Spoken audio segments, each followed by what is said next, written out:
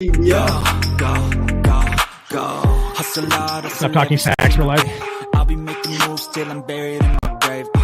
To the system, I don't wanna be a slave. I've been doing shit my way, or the highway. And in the driveway is a nice range. Cause I grind through the climb, I invite pain. You'll never hear me, bitch, nah, I don't complain. Just gotta flip the switch and you can go and obtain anything you want, anything you need. Your mind's got the key ingredient, it's belief. They deceive with the negativity, but I just slide right by that energy. Even when you feel low, you can still go. Even when you feel slow, you can still go. Even when there's no hope, you can still go. I never answer to no, man, I still go. Go, go, go, go, go, go, go, go, go, go, go, go, go, go, go, go,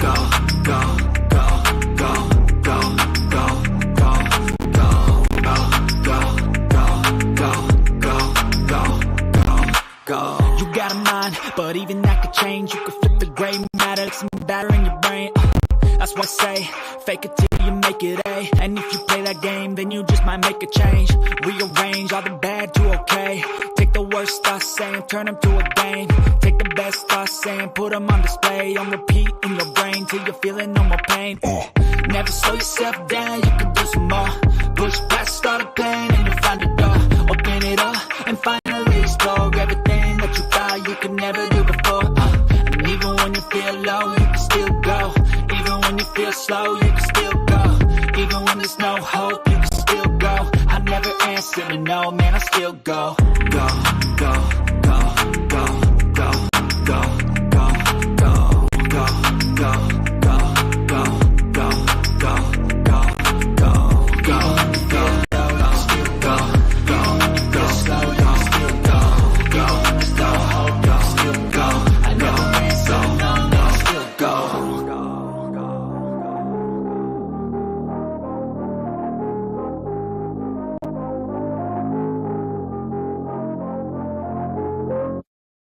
Even when you feel low, you can still go.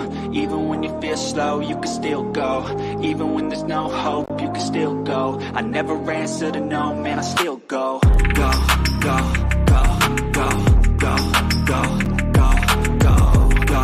Kids to bed, put on your shades, and crack open a cold one during Sports Report After Dark with Seven and Dan the Dick Warner. You can catch After Dark Thursday nights at 10 p.m. Eastern on youtube.com/the Sports Report podcast, and again Saturday nights at 11 p.m. Eastern on West Coast Radio. We believe that athletes are people too, and Skip Bayless is one of the lizard people. Don't miss Sports Report After Dark.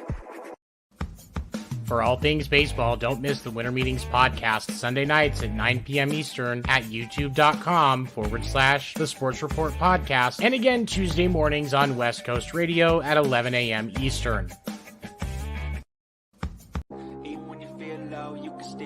Wrap up your Monday with some laughs. Make sure to join Will, Seven, Dan the Dick Warner, and Josie as they dive into the hottest topics of the week across sports, including baseball, basketball, and the NFL. You can catch the episode live Monday nights at 10 p.m. Eastern on youtube.com/the Sports Report podcast, or Wednesdays at 11 a.m. Eastern on West Coast Radio. Don't miss the Sports Report podcast.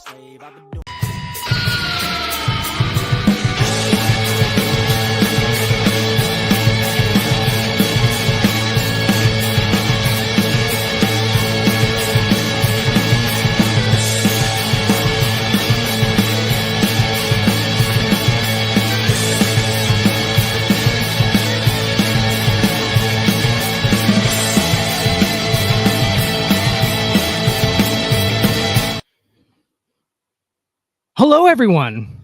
Stacks didn't know he was going to get started in the show right now. He didn't know. I pulled a fast one on Stacks. I pulled it right over his eyes. No, you knew, didn't you? I had a feeling you talked about it, but you schemy little man, you figured it out. So your spatial awareness is unbelievable. You're like you have the wisdom of a 300 or 400-year-old man. Hey, man, I can only do so much, but thank you. Appreciate the comment. So you went with LeBron jersey. It's National Jersey Day, or yesterday was National Jersey Day. We're not exactly sure. Today is. It is today. Okay. It is today. You went with that LeBron perp, that perp LeBron. I did, purple LeBron. Yeah, believe it or not, I don't have that many, so I just kind of I got the old what was it, like his old Cavs, like the checkered sleeves, like the blue one. Have that one. You're sort of built like LeBron. Yeah.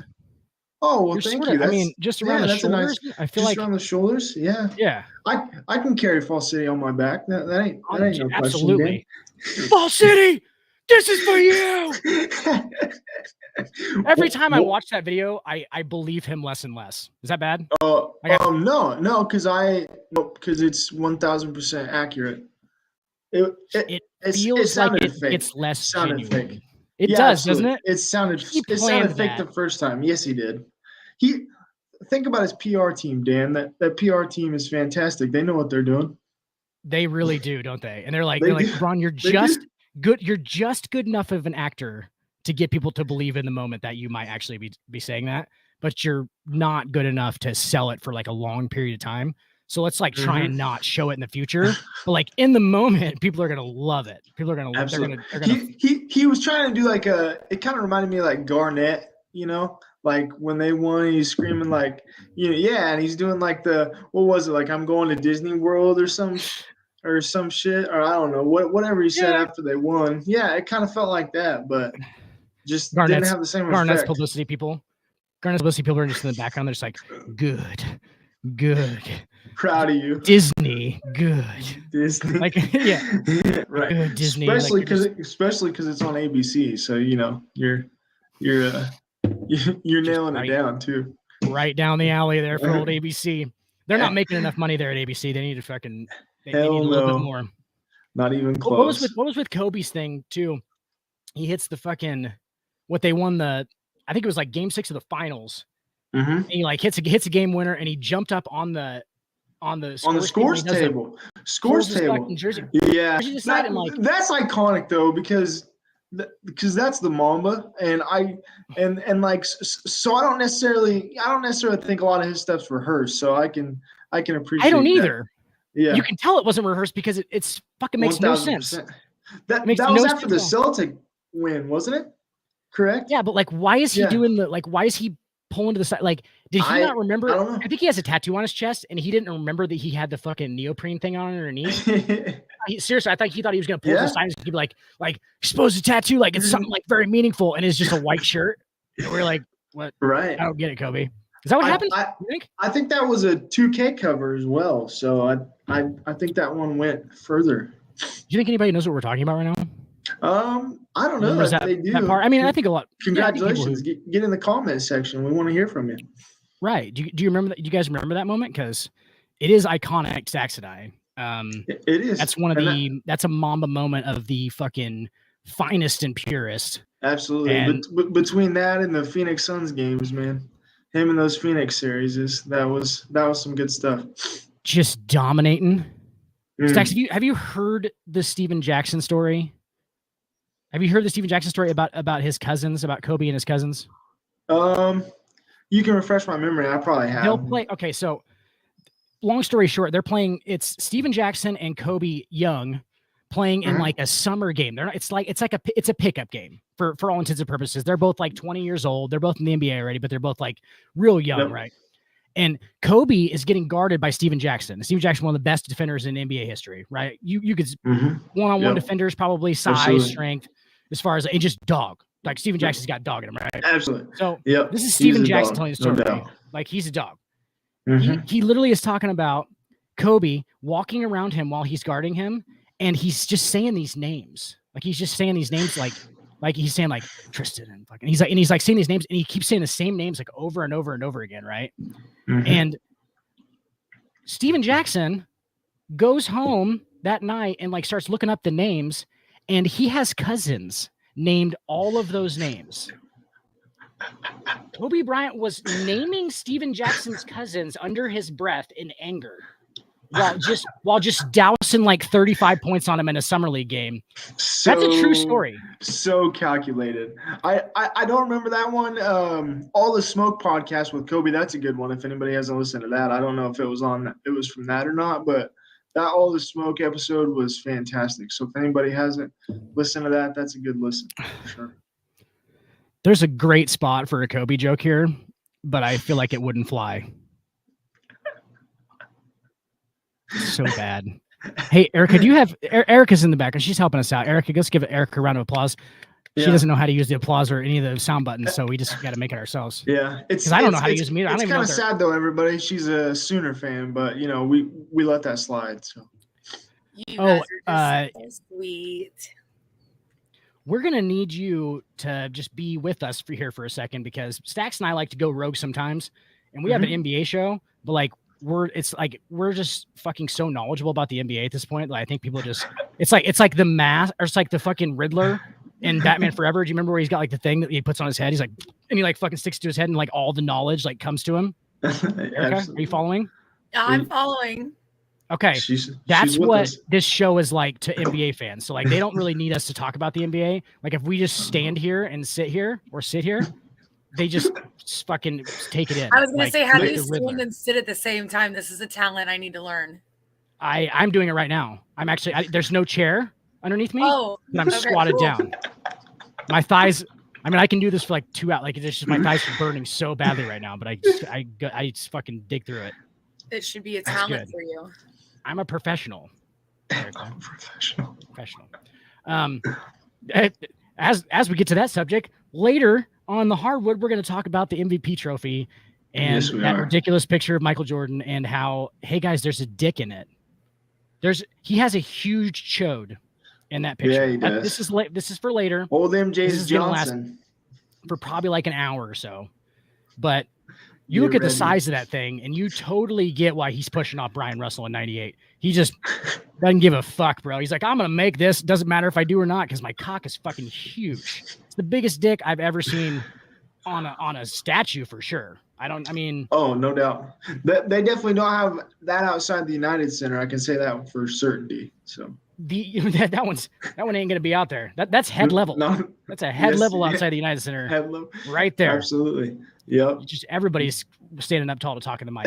Anyway, Erica, I brought you on for this right here. Sometimes me and Stack like to go rogue, and we like to talk about Nebraska football. So we're gonna do that because you're producing, and Erica is a Sooners fan.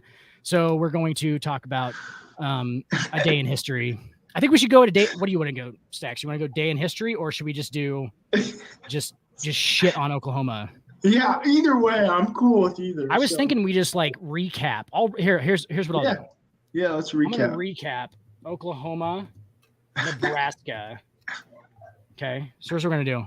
I mean, you really have something against me. It's because I call you a Cornhusker all the time, huh? Last time, hey, you were a bit sooner on that. A bit soon.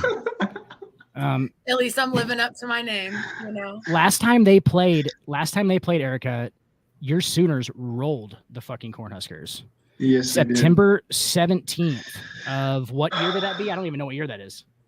That was this year, wasn't it? Yeah, this year. Oh yeah, they did play earlier this year. Yeah, they fucking rolled us. Slapped us. Rolled us. Yeah. That was also when our head coach was playing golf until like 5 p.m. on a 6:30 game day. So. Probably a little coke before the game, Erica. So he wasn't able to game plan. So you can use any excuse you want, but it's still a win for OU. So you're right. Recently you're beating us a little bit, but that's kind of like some young pop star beating the Chili Peppers in record sales. It's just that there's always gonna be the Chili Peppers. I don't know how long Oklahoma's just, I don't know. There just might be a flash in the pan. Everybody leaves there. Like Lincoln left and Lincoln left. But let's be honest here. Why did Lincoln leave? He was given a better opportunity, as they claim, at USC. But the way that Lincoln went about it, it was really dirty what Lincoln did to OU. Let's be honest. It was so clean. That's the way of college athletics right now, Erica. They don't care about the fans. They care about the money. No, I mean, for sure. I mean, why would you not? I mean, especially look at all the players. You brought in the NIL deals, and the players are going to go where they're going to get more money from these NIL instead of playing like where they might be able to benefit better or learn skills that they don't already have. But then you toss in that money symbol, and they're like, "Let's go." Absolutely. Yes. Absolutely. And now Money we have talks. parity. Money Now we talks. have parity. We're gonna figure out what college teams have a lot of money, and Nebraska has a lot of money, and so does OU. They got a lot of money. Absolutely. So does USC. So does USC. Ask Caleb Williams. He's got a lot of money. Plus, he's got a Heisman too. So. I mean, Reggae Bush. Reggie Reggae Bush, baby. Stud. His name is Reggae. It's pronounced Reggae, Heisman? Erica. It's pronounced Reggae. He didn't pay for his Heisman. They paid him to play there, and that wasn't legal then. So they took his Heisman away. He got an Escalade, and his mom bought a house by two boosters. It was like a total of like $60,000 or something like that. And oh my gosh! But like yeah, Marcus Dupree was okay. I mean, I knew it was something along that line. Bro, there's a 17-year-old quarterback right now that's going to Tennessee that has he's worth like $8.1 million or something like that. Absolutely. Tennessee boosters are paying him so much money to just stay committed to. He's 17, long, lanky kid, but apparently he has a fucking cannon arm. I saw him throw a little bit because I watched. But with that being said, look what Tennessee's done this year. Tennessee is amazing. Tennessee's done really good this year. Boy, wait till Oklahoma gets in the SEC. They beat Bama. They did. And like, you know who, I mean, Erica, one of their biggest fucking boosters is definitely Peyton Manning. Without question. Yeah. And he's got a lot of fucking money. And Peyton's like around that program and shit. Can you imagine going to a fucking recruiting trip as a quarterback? And it's like, Peyton's there. It's like, Peyton Manning. He's just hanging out. Like, yeah. I probably should. If I was in that position, I'd probably shit my pants. Yeah. I would just be like, I wouldn't even be like starstruck. I would just be like, Peyton, teach me, bro. Like, teach me. Tell me whatever you want to tell me about football, man, because I'm not going to know about it, am I? He's like, well, you're not. No, you're not. Anyway. Tell me what you did to those women, too, Peyton. I want to know. Yeah. Peyton, did you put it on her shoulder? Did you? You put it on her shoulder, didn't you? Did you? There was never any, like, force. That was what apparently the story was, is that he wasn't. Absolutely. Erica, I'm sorry that you have to be here for this. Yeah. He wasn't. Do you know anything about this? No, she's not offhand. You don't? Peyton was like kind of, sort of accused of sexual assault. Mm-hmm. It was like kind of, sort of, and it was literally that like his fucking one of his teachers, wasn't it, or something? Like, either that or an athletic trainer, something like that. Yeah. Yeah, like basically they just said he was trainer. Like, he was very like, hi, like how's everything going, right? And like very like in their faces with his wiener like all the time. And like, they don't know if it was like him just being like how he is or like, but they said that he never like fucking never really said anything, like didn't really fucking try and like force them to do anything. But it was like super weird that he was like all about like putting his dick on their, I don't even know if he was putting it on shoulders at some point, like kind of. Yeah, he was. It was a weird time in Tennessee. I don't know. Like the legal jargon would just make my fucking head spin. So I'm just imagining that he was just like, he was walking up on people very much too fast with like, you know, too much of like a 3/4 hard on. Basically, too much girth going on. Yeah, okay. Like he's too recently after. Yeah, was just like walking up on people. women mostly who were just like weirded out by it. But he never like was like, hey, right, Dan? At least so we're led to believe that it was mostly women. Yeah, because who knows? Like Peyton, yeah, maybe. You know? Yeah, you know. There should never be like a maybe. Just a little bit. We don't know. You don't. I feel like he might be asexual, like a cricket or something. There's no actual other goal to Peyton Manning besides like him playing football. So like, why would he reproduce? Yeah, absolutely. You can just they can just clone his cells and stuff. I mean, eventually, right? They're gonna study him. Oh, no doubt. You know, Futurama has him on his science. That's what I say. Futurama has one of the NFL quarterbacks. I think it's like isn't it Joe Namath or something? They have his head in a like in a suspended liquid, and he's just his head.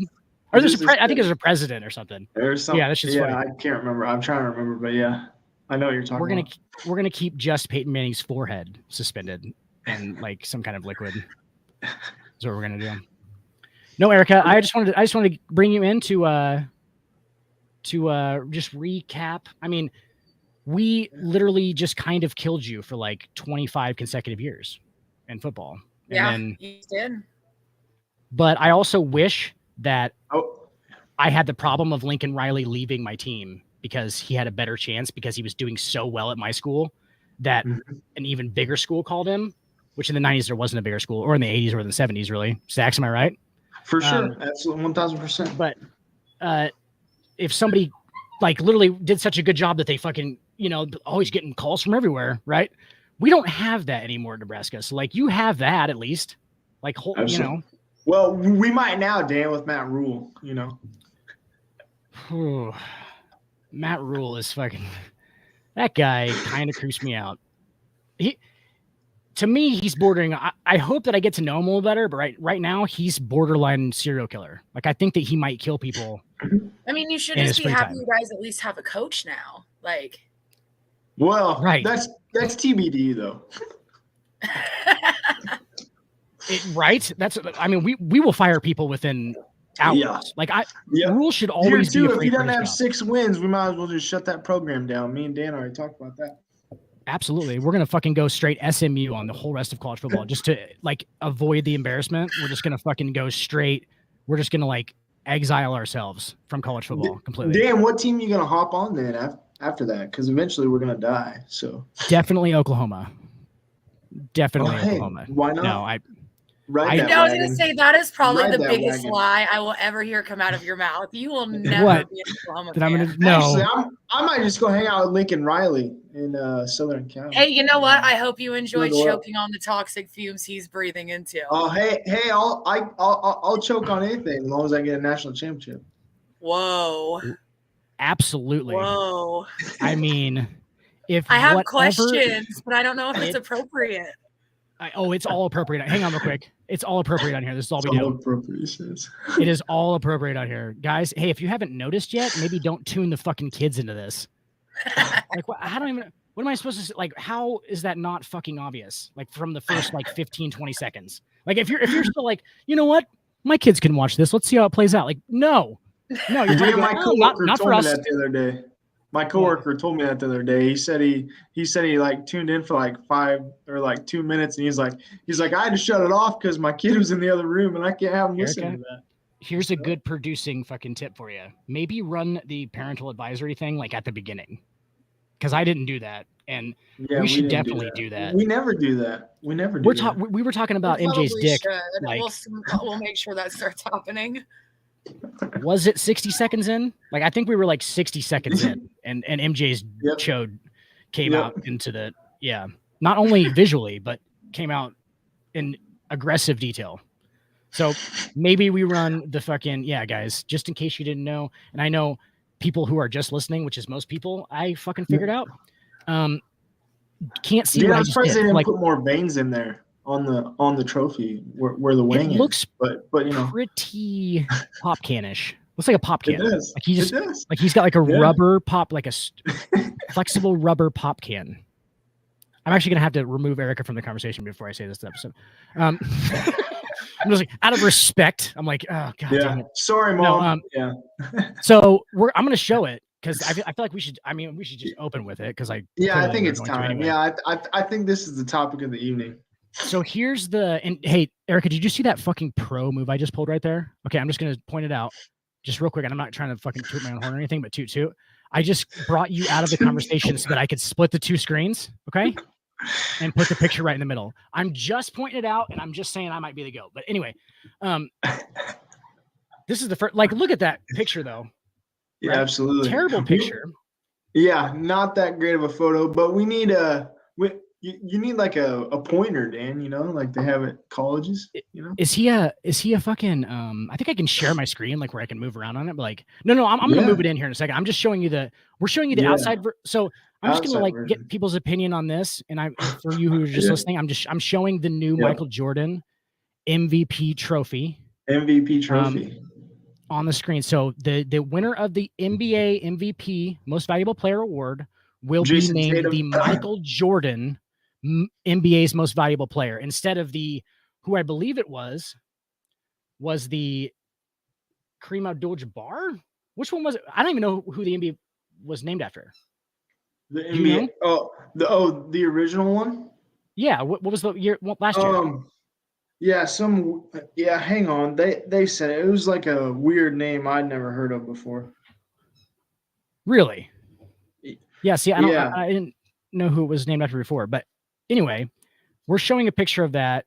Basically, this thing has like all these like different like Egyptian dimensions to it, where it's like 23 degrees and weighs 23 point whatever pounds for the number 23, and then it's got like it's 5-sided for his what I can't remember what it says, but regular season MVPs.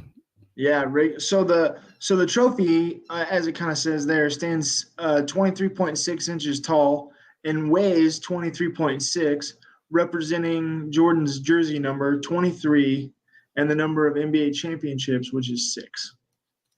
And it's 5-sided. It's a 5-sided base for his 5 league MVPs. The namesake badge is 6-sided and a nod to his 6 NBA championships. And then you talked about earlier, Dan, the 15-degree angle of the base is a nod to Jordan's 15-year career. And then the crystal ball consists of 23 points, a nod to Jordan's jersey number.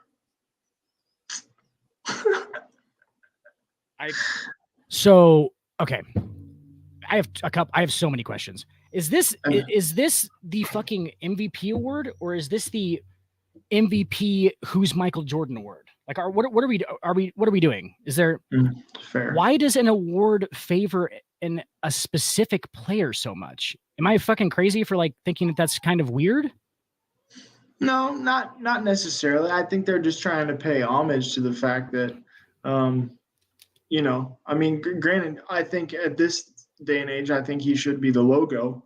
I think Jerry West has had a good run, so I think this was just their way of paying homage and trying to incorporate. I actually drew up a Kobe NBA logo. Oh yeah, not a joke, and it's not a helicopter. Those are everywhere. Yeah, for sure. It's not a helicopter. Not a helicopter.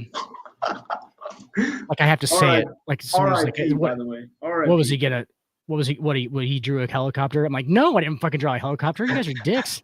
The fuck, man. That's horrible. Just because I think it's hilarious. Like, no, I'm kidding. Yeah, it's funny. I mean, what else can you do at this point? Then like I don't want to like wallow in like how much I hated when Kobe died. I had like literally fucking like I researched for like 3 hours after he died. I was in denial for like 3-4 hours. Oh, dude, I was searching like all the sites. I mean, I'm not trying to compare because it's not fair, but it's like it was kind of like 9/11 for me. Like I remember where I was when I saw it come through my phone. You know what I'm saying? Stacks, that's how I felt kind of. Like I felt like if Kobe if Kobe is mortal, it really makes you think a lot about like your loved one's mortality, your own mortality, because this guy to us, dude, was a fucking, whether you liked him or not, and I wasn't even like a huge fan of his game, honestly. I thought he took a lot of shots, but fucking dog. Yep.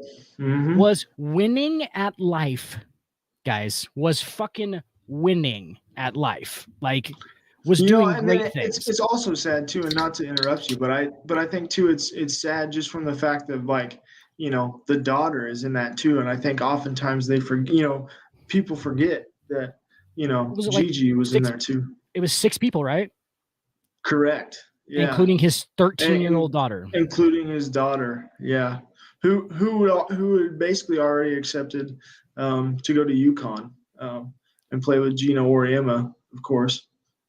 Was gonna be a generational talent on the female side of the basketball. Yeah, absolutely. And I even kind of think Kobe, I mean, not to say he was kind of the trailblazer, but in a way kind of paved the way for, modern players today and how they interact with the WNBA now, Absolutely. And how they're more supportive in that realm from the WNBA standpoint too. So shout out to that. Great point. And I thought you were talking about like not only him with the WNBA, but like him coming straight out of high school. I mean, he came straight out of high school. That too. Yeah. From was it France? Marymount. Right. But yeah, I think so. France originally. France. Yeah, because and then it came over to the States. Yep. His dad, Jelly Bean Bryant, absolutely, yep, was playing in a pro league in France, and so he grew up in France. Yeah. That Kobe interview, or that Shaq interview with him, he talks a lot about like being alone as a kid because he was the only one that spoke English and shit, and like it was weird because he didn't basically like associate with anybody, so he was just out fucking balling all day by himself and shit, like in the rain. And like watching film, like I remember like the stories of like him and like, you know, his dad would just put on tapes of like old Laker games. So like, you know, obviously you've heard the stories, but like, you know, he was just well ingrained to like, you know, Laker lore at that point, just watching Laker games and stuff. It's crazy. Right. And the combination of him being such a fucking savage and then getting drafted to the team that he dreamt of playing for as a kid as a savage. Yeah, he was already a savage. And you're going to start fulfilling his dreams, like his self-fulfilling prophecies. Yeah. Savage. That motherfucker is going to believe his own story regardless of what you think about it. There's not going to be any difference. Like it's just going to be Kobe. And then maybe rape somebody in a hotel room and then you know what I'm saying? Like maybe rape somebody in a hotel room. Maybe. Yeah. Erica, I apologize for the nice little bit of this too. Do you know what? No, I'm kidding. Innocent until proven guilty. Just ask Mickey Joseph. You know what I mean? Is she still hanging out? Erica, are you still with us? She went on a break. She'll be back. Oh, she went on a state break. What? Yeah. Oh, you have to. Oh my gosh, I'm gonna give her so much shit for having to smoke outside of her house. It's gonna be great. You have to go outside. I need a cigarette too, and Yeah, you just do it right in the comfort of your garage. I'm in my garage. Well, I'm in my garage. Oh, you're in your garage? Oh, okay. Like gotcha. Well, it's split. So I never realized that was your garage, Dan. That's dude. It's a 3-car garage. I thought this was your upstairs. Okay. No, I have a car side, which is about, you can fit 2 cars in it, but you don't really want to put the second car in because it's kind of like a half space because the other side is a living space. So it's like a living room, garage. Living room, garage type. Got my studio here. Trying to get some studio stuff in. Got it. Cool. I never realized that was a garage. That way I can be loud without, if people are sleeping or inside, whatever, I can be running power tools, aka screaming on a fucking microphone, which is usually what the actual thing is. Picking up your damn cigarettes. Leaves, picking up your leaves, drink, smoke weed, those kind of things. Picking up my leaf blowing at 1:35 a.m. Like, damn, that's outside. Like, fuck, everybody can hear that. Yeah. I forgot that's outside. I do. Sometimes I do it inside. But yeah, that's basically what it is. And I apologize if you can hear my dog right now. You hear like a high pitched? A little bit, yeah, here and there. Yep. Okay, it's good. I mean, as long as it's not loud, it's fine. He's being an absolute. Horrible. He's being an asshole. Puppy. It's all got good. A puppy. Got a puppy. That's what they do. That's what they do. I'm just gonna have to bring him over here, but he's just being an asshole. But yeah, man. So the second part I was gonna show of that, we got fucking way off topic. I'm sorry, that's my fault. Oh, it's all good. I'm gonna go get this dog so it stops yelling at me, and then I'm gonna let you analyze this part because we didn't see this side. Boy, look at that! Isn't that glorious, everybody? For those that are watching, try explaining to your 5-year-old what that thing is. But even the 5-year-old would probably know at that rate. So, Daddy, what's on Michael's MVP? I was just saying to those that are listening, the 5-year-old probably can figure out what that is. That's his pee-pee. When a boy and a girl love each other very much, every time we look at this thing, and guys, so if anybody who's just listening, I just showed the close-up picture, and this is clearly by everybody who's I've shown account, and everybody who Stacks has shown is clearly a huge chode of a penis right in the middle of the statue. Like 1000%. That Dan, I'm just gonna be honest. That kind of looks like my bulldog's wiener when it takes a pee. It's got just kind of that little red thing just kind of sticks out and whatnot. It appears that's it. that it appears that some of Michael Jordan in this statue is made out of opal, if that makes any sense, and the rest of it is made out of bronze at the end. And I literally thought to myself, I was like, it's just got to be this angle. Like Stacks tells me about this. Like, it's got to be the angle, right? Nope. I went and looked at like every basically angle you can look at it from the front, and that dick is still there. This is a dick in this statue. I cannot make a big enough deal about it. I feel like the sculptor did it on purpose because let's be honest, what they're doing a lot of the times. Well, think about sculptors just in general. What do they sculpt the most? It's always like little boys peeing. It's always little boys peeing, is it not? Yeah, or like those Grease looking, like those dudes from Greece, and they just got some Johnsons and some, the whole thing. It's very cold outside for those Roman guys. Absolutely, Roman guys. There you go. That's very cold because that thing is just resting on top of their ball sack. Like it's just like it's very like they're just. It's obviously if you're naked outside, like they are all the time. Probably not the warmest person, but like you're in Rome, you're like in Italy, so like absolutely whatever, But it's always like the littlest dicks ever, and then you get this guy who's just like fuck that. I know MJ's got the biggest dick in NBA history, so like let's just put that thing on there. Yeah. Wow. Yeah, but it seems like an oversight, though, does it not? It does. It really does. I wonder, after they, produce this thing, once they get it, what did they think of it afterwards? Like, oh shoot, did anybody else see this, or is this just me? Right. I feel like all of them were like in agreement that they weren't going to say anything about it, like at the same time. Like they were all just like, the sculptor was like so proud of it. He was like, oh. And they were just looking at how terrible it is in general that they didn't see the dick, but they were like, what's he even doing? Like he's just standing there. There's so many damn dimensions. They got all caught up in the dimensions. They just forgot.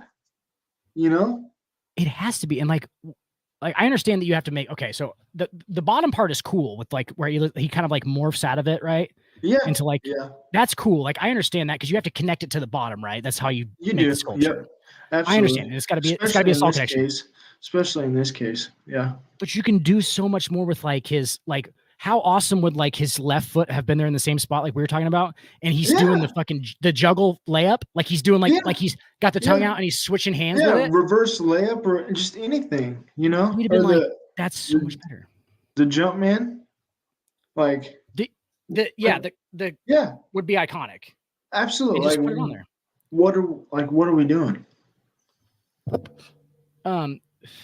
It seems like an artistic thing. Like they're like, oh, okay, well, yeah, he's in the picture. He's so tall because he's head and heels above everyone. And they're like being very philosophical about it because it's obviously a sculpture. Mm-hmm. Absolutely, but that is an oversight. 1000%. But it's gonna be great to whoever wins that thing, aka Jason Tatum, because I kind of want to I kind of want to see what he says when he picks it up. Erica, is that not? I think you keep unmuting yourself, and then I keep muting you back again. There we go. I have no idea. Double mute. We were hitting. Great minds think alike. We were hitting mute or unmute at the same time, I believe. Were you just hitting it? Jinx, Erica, Dan, a PBR. I don't owe him shit. He is a fucking Nebraska fan. I don't owe him nothing. Oh, that's how it's gonna be. That's how it is every time Nebraska goes to Norman. Like we come out there like those people are foul, and then every team that comes to Lincoln, they're just like those guys are the nicest fucking people. We're the nicest people ever. Yeah. Look, Sooner fans aren't that bad. You just have to meet the right ones. Oh, but aren't they though? Except for you, Erica. The right ones. You know what? I liked you, Stacks, and now I'm just starting to not like you. I know. Wow. Wow. It's Wow, Erica, that's really hard. Me and Dick over here already have our love-hate established, so now we Stacks have ours established. It is solid. We were pretty much at each other's throats. Erica, I literally just gave you a compliment. I said everybody besides you, and then all of a sudden I'm like the worst person in the world. So. Wow. Okay, now you're being a little over dramatic. Nobody said you're the worst person in the world, Stacks. Chill out.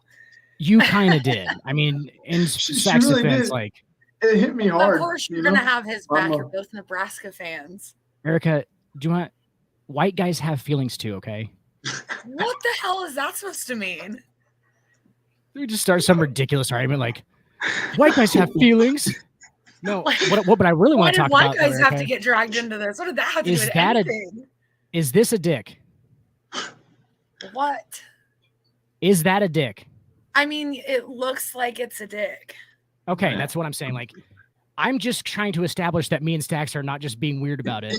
And yeah, that, like, we needed somebody else's confirmation on what they considering Stacks' comment at the very beginning before we even went live about, I have some questions. Right. Like what? Stacks basically said the same thing that I would say, and that's whoever I got to suck on to get this championship done. It's going. It just needs to happen. Even if I got to be a bulldog for a year, you know what I'm saying, Dan? Exactly. If I got to, sometimes sacrifices are things in championships, Erica.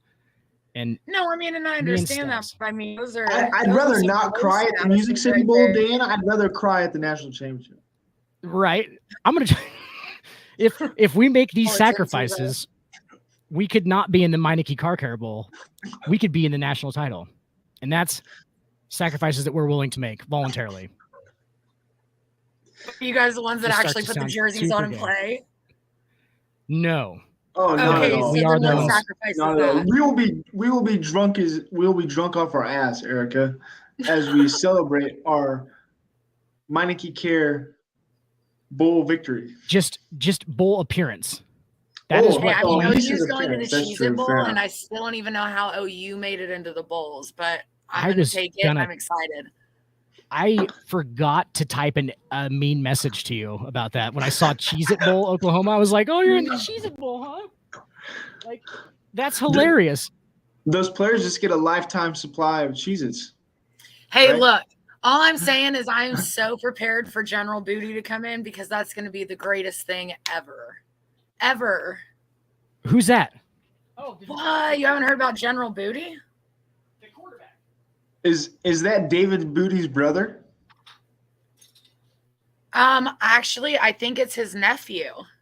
It's his nephew? But he's a quarterback. I think so. Yeah, General Booty's a quarterback. He's at OU. His dad and his grandfather played for LSU, actually. So yeah. Yes, I know about this guy. Did you hear my thing about if he's related to David Booty from USC? You remember David Booty? Yes, John absolutely. David Booty from like 06 or 07 or whatever. Almost took them to a title. He was post Matt Weinert. Yes, he was. Shout out David Frederick. He knows who I'm talking about if he's listening to this podcast. But post Matt Weinert actually did an okay job, but I maybe it is. But General Booty is one of the greatest fucking sports names of all fucking time already. Like, just off the bat, that's one of the best ones. Can you guys imagine when he gets to the NFL? Oh, Chubb's got it on Booty. Yes. This is going to be great. This is going to be absolutely amazing. Must-see TV is what that is. I already sometimes can't help but laugh listening to NFL analysts and NFL play-by-play guys. Because I just laugh out loud because of some of the shit they say, like oh, he's getting good penetration, very deep. He's getting deep penetration, and I'm like, what the fuck is going on right now, dude? Like, I don't always think about it because I've heard that stuff for so long that it doesn't even phase me anymore. I don't really listen to it. Like sometimes I'm just like, that's so gay. Like some of it's super gay, some of it's fucking super weird that they're saying it, and they're so into it that they don't they're not thinking it's weird. Like, dude, I'm talking about the fucking football game, bro. It's like, well, it sounds like you're not talking about the football game to people who don't watch football. Does that make sense? I'm trying to put myself in other people's shoes. Absolutely. Like people who don't regularly watch football. It's got to sound weird when they first turn on a football game and they're like, yeah, it's a lot of penetration, very deep. Hey, he's getting right in that quarterback's butt. He's going to go right in that quarterback's butt. I'm like, the fuck is going on right now? Erica knows exactly. His hands right in that crease. He's got his hands down there. You know what I'm talking about. If anyone knows, you know what I'm talking about. I feel like that's a dig at me because I'm a woman. It's not. Are you sure? At all. Yes. Oh, okay. No, it's about you as a person more than you being a woman. It really is. What the fuck is that supposed to mean? You know exactly what that means. No, I don't. It's a good thing. It's a compliment. Really. It's a compliment. Obviously. I mean, me and Stacks are talking about it. We're fucking cool as shit. So, I mean, your name is Dick, so I mean that's a little questionable there, buddy. well, just to clarify, my middle name is Richard, which is still they use Dick to shorten Richard. Shorten Richard, absolutely. Yeah. My grandpa's name was Blondie because he was bald. Not a joke.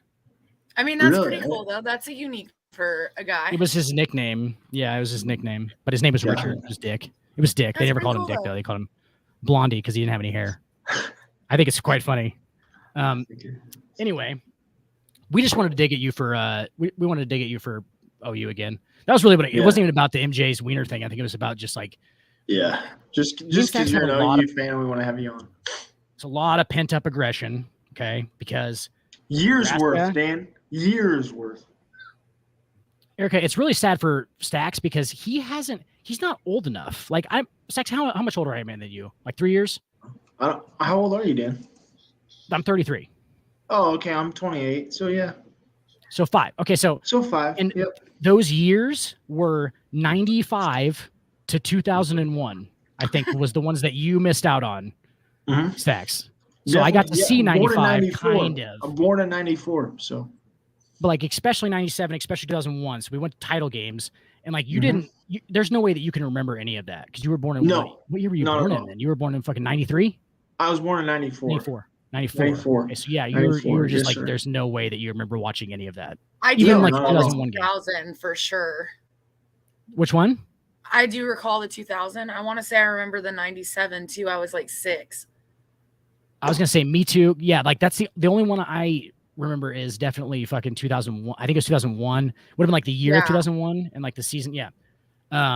Because we played that fucking Miami Hurricanes, fucking the best college football roster to ever be assembled.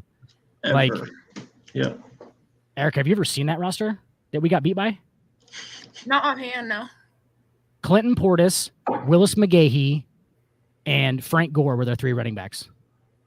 Damn, that was probably That's just offense too, by the way. Yeah, right. I mean, Ed Reed was on that team. Ed Reed, yeah. Jonathan Vilma. Yeah. Philip Buchanan. Like they had like 26 guys go in the first 3 rounds or something like that. It was an NFL team. We got beat by an NFL team. It's the best roster that's ever been assembled in college football, hands down. And yeah, we got crushed. Anyway, I do remember 2001. Modern day Alabama. Like, Stacks doesn't get any of that. So like he literally has been here for the downfall. Like he's been here for like the fucking fall of the empire. Callahan, man. His first coach he remembers is Bill Callahan. That's not a great start. No. A little bit of Solage. I kind of remember that a little bit here and there. Callahan only got shit because he tried to switch us out of the archaic triple option that was just becoming absolutely obsolete because of linebackers' ability to run sideline to sideline. It was just that's all there was to it. Like they just were capitalizing on these middle linebackers not being able to get to the edges. And then they started getting to the edges and being the same size or bigger. And they were like, oh, shit, can't fucking run this anymore. And they waited for like 5-6 years too long. And Callahan comes in there, smart guy, works with the Raiders, right? Been in the NFL. Comes in there. Smart dude, Browns. Like, maybe we should not run this fucking offense that everybody can stop now. And everyone was like, no, it's Nebraska. We should just keep running the option. Yep. Good. It sounds good. Yeah. Hey, and I just thought about it actually. It's been successful. It's been 2001, 1999 is when Stoops came in. Stoops only lost to you guys twice until we started completely annihilating you guys. Good old Bob. Yeah. Good old Bob. Love Stoops. Miss him so much. I mean, think about what Stacks has seen of Oklahoma too. I mean, Stacks has seen like the kind of not the best of Oklahoma, I wouldn't say, because I mean they had the 80s. I mean, what was the dude's name in the 80s? The quarterback, really famous one. Reggie something. Anyway. I say the only name coming to mind is Reggie. That's it. I can't think of the last name. Yeah. Dude was a stud. His last name's weird as fuck. Stacks, you're the Stack guy. Get that real quick for me. Stacks might just knows off the top of his head. But yeah, so he's seen you guys just be basically like fucking dominant as fuck because that's what Oklahoma's been for the time that we've sucked has been Oklahoma just rolling everybody basically and getting fucking the best recruits. Yep. The best recruits in the nation until like the last I mean, you guys are still top 10 in fucking recruiting classes every year, though. Well, I mean, even with having Brent Venables come in after Lincoln Riley, I think they had put us I think we were ranked number 3 or 4 for recruiting for this upcoming year. And it's just, even that alone is still just holy shit. That's every year. That's every year. Yeah, you guys. No, for sure. You guys are. Oh shit! Sorry. You guys are up there every year. I just dropped my cigarette and I hit my head on the microphone. It's probably you guys are up there every year. Fan. Oh man, hey, I just wanted to bend down so you guys can see the pinstripes on the back of the chair. That's all I was going for. Disgusting. Let me just turn it. There it is. Here, I'm just gonna get it in the. There we go. Oh, it's so gross. It makes me get sick. Side of the shoulder. It does make you physically sick, doesn't it? It makes a lot of people physically sick. Physically. I saw Randy Johnson pitch for the Yankees in 2004, 6, somewhere in that area, and been a Yankees fan ever since. So Randy Johnson actually made me, the big unit actually made me a the big unit did, huh? Yeah, because I saw him pitch. Sense, though. I can understand that and respect that for sure.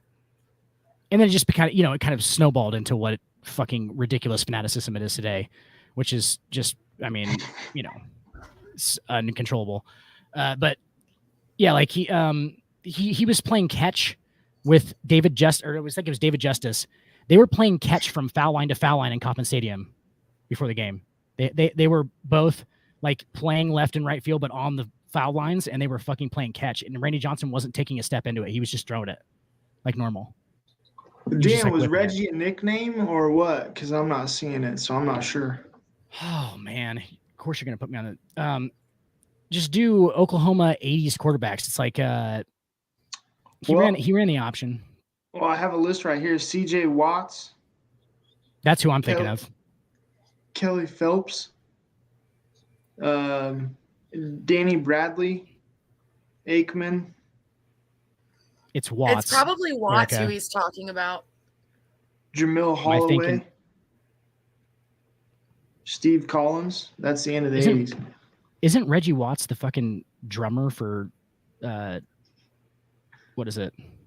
Isn't he like isn't he like the drummer on the fucking Fallon show or something? That's Reggie Watts. That's fucking his name. So we were thinking Reggie. Reggie. Some dude Watts. It's Watts. Actually, funny enough, I went to school with this kid. With Reggie's kid? No, with J.C. Watts' son. Oh, okay. Oh, okay. What was his name? Living in Norman, Oklahoma.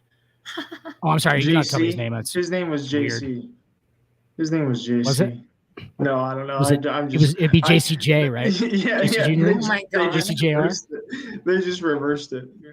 JCJR is what it is. Yeah, we got off topic. We got really off topic. This is what happens. Erica kind of just strays into this tangents. This is the show, man. Idiocy. This is it. This is what our idea was. We actually brainchilded this whole thing. It was let's just fucking talk nonsense and see if that catches on. Because no offense, it's you two. I've been around you enough to know, and then I got to be with Stacks last night that it was just constant random idiocracy. So it's okay. Fucking I nonsense. expect it. Random idiocracy. Wow. Yeah. What me and Stacks came to the conclusion of. Well, when you add Josie into that and how Josie was last night, that was a lot. That was great. Was Josie in alpha bitch mood? No. He was in alpha bitch mood, wasn't he? No, she was as mellow as the other side as the pillow, Dan, with all the narcotics in the system. You know what I mean? Oh, nice. Okay, I see. Yeah. Interesting. Because of the broken collarbone, Interesting. I feel bad, Stacks. I was too busy gambling to watch the show last night. Oh yeah, that's too bad. But hey, at least you caught the end of the Celtics and Lakers, though. I did. I made sure to. Maybe I wasn't. I guess I was there during the day.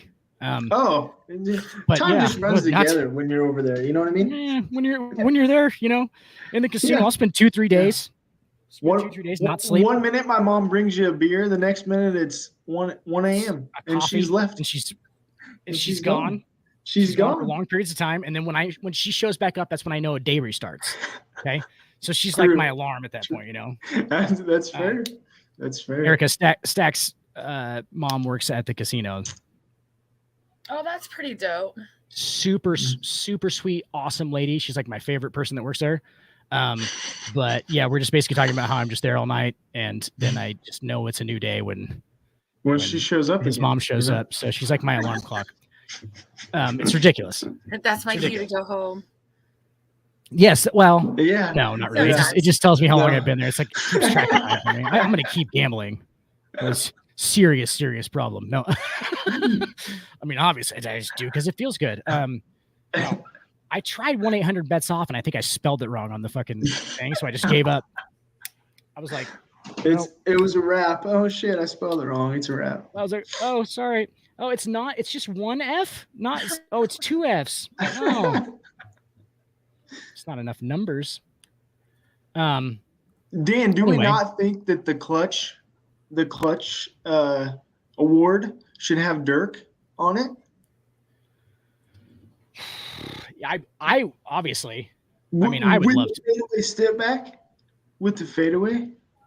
In the pictures, just the one. Yeah, foot. Just this with the leg up, with the leg in the air. That'd be dope. I mean, is it weird that he should get that off of one NBA Finals? Like, it solidifies it with the one NBA Finals. Like, that's how he, like, because of the team that he beat, the circumstances, and like how weird that team is, dude. Mm-hmm. That team was kind of like the Lakers now. At that a little point. bit, like, yeah, that's fair. That's fair. Aging Dirk. He's only 34, but still, like, I mean, they got aging Dirk, so their superstars aging. Kid, right? Kid. Fucking yeah. I don't think Michael Phillip is on that team. I think that was. I don't think so. It would have been like Anton Jameson was on that team. Guys like that, just a bunch of old dudes. Jason Terry was fucking like 35. Yep. Getting up there. And so it's like this old thing. And like, he just dominated. There's not any, without Dirk Nowitzki, they don't even win a game. I don't JJ Barea, Josh Howard. Was Josh Howard on the team? Corey Brewer, Caron Butler, Tyson Chandler, Brendan Haywood. Yeah. Sean Marion. Wow. Steve Novak, who never played. Steve Novak.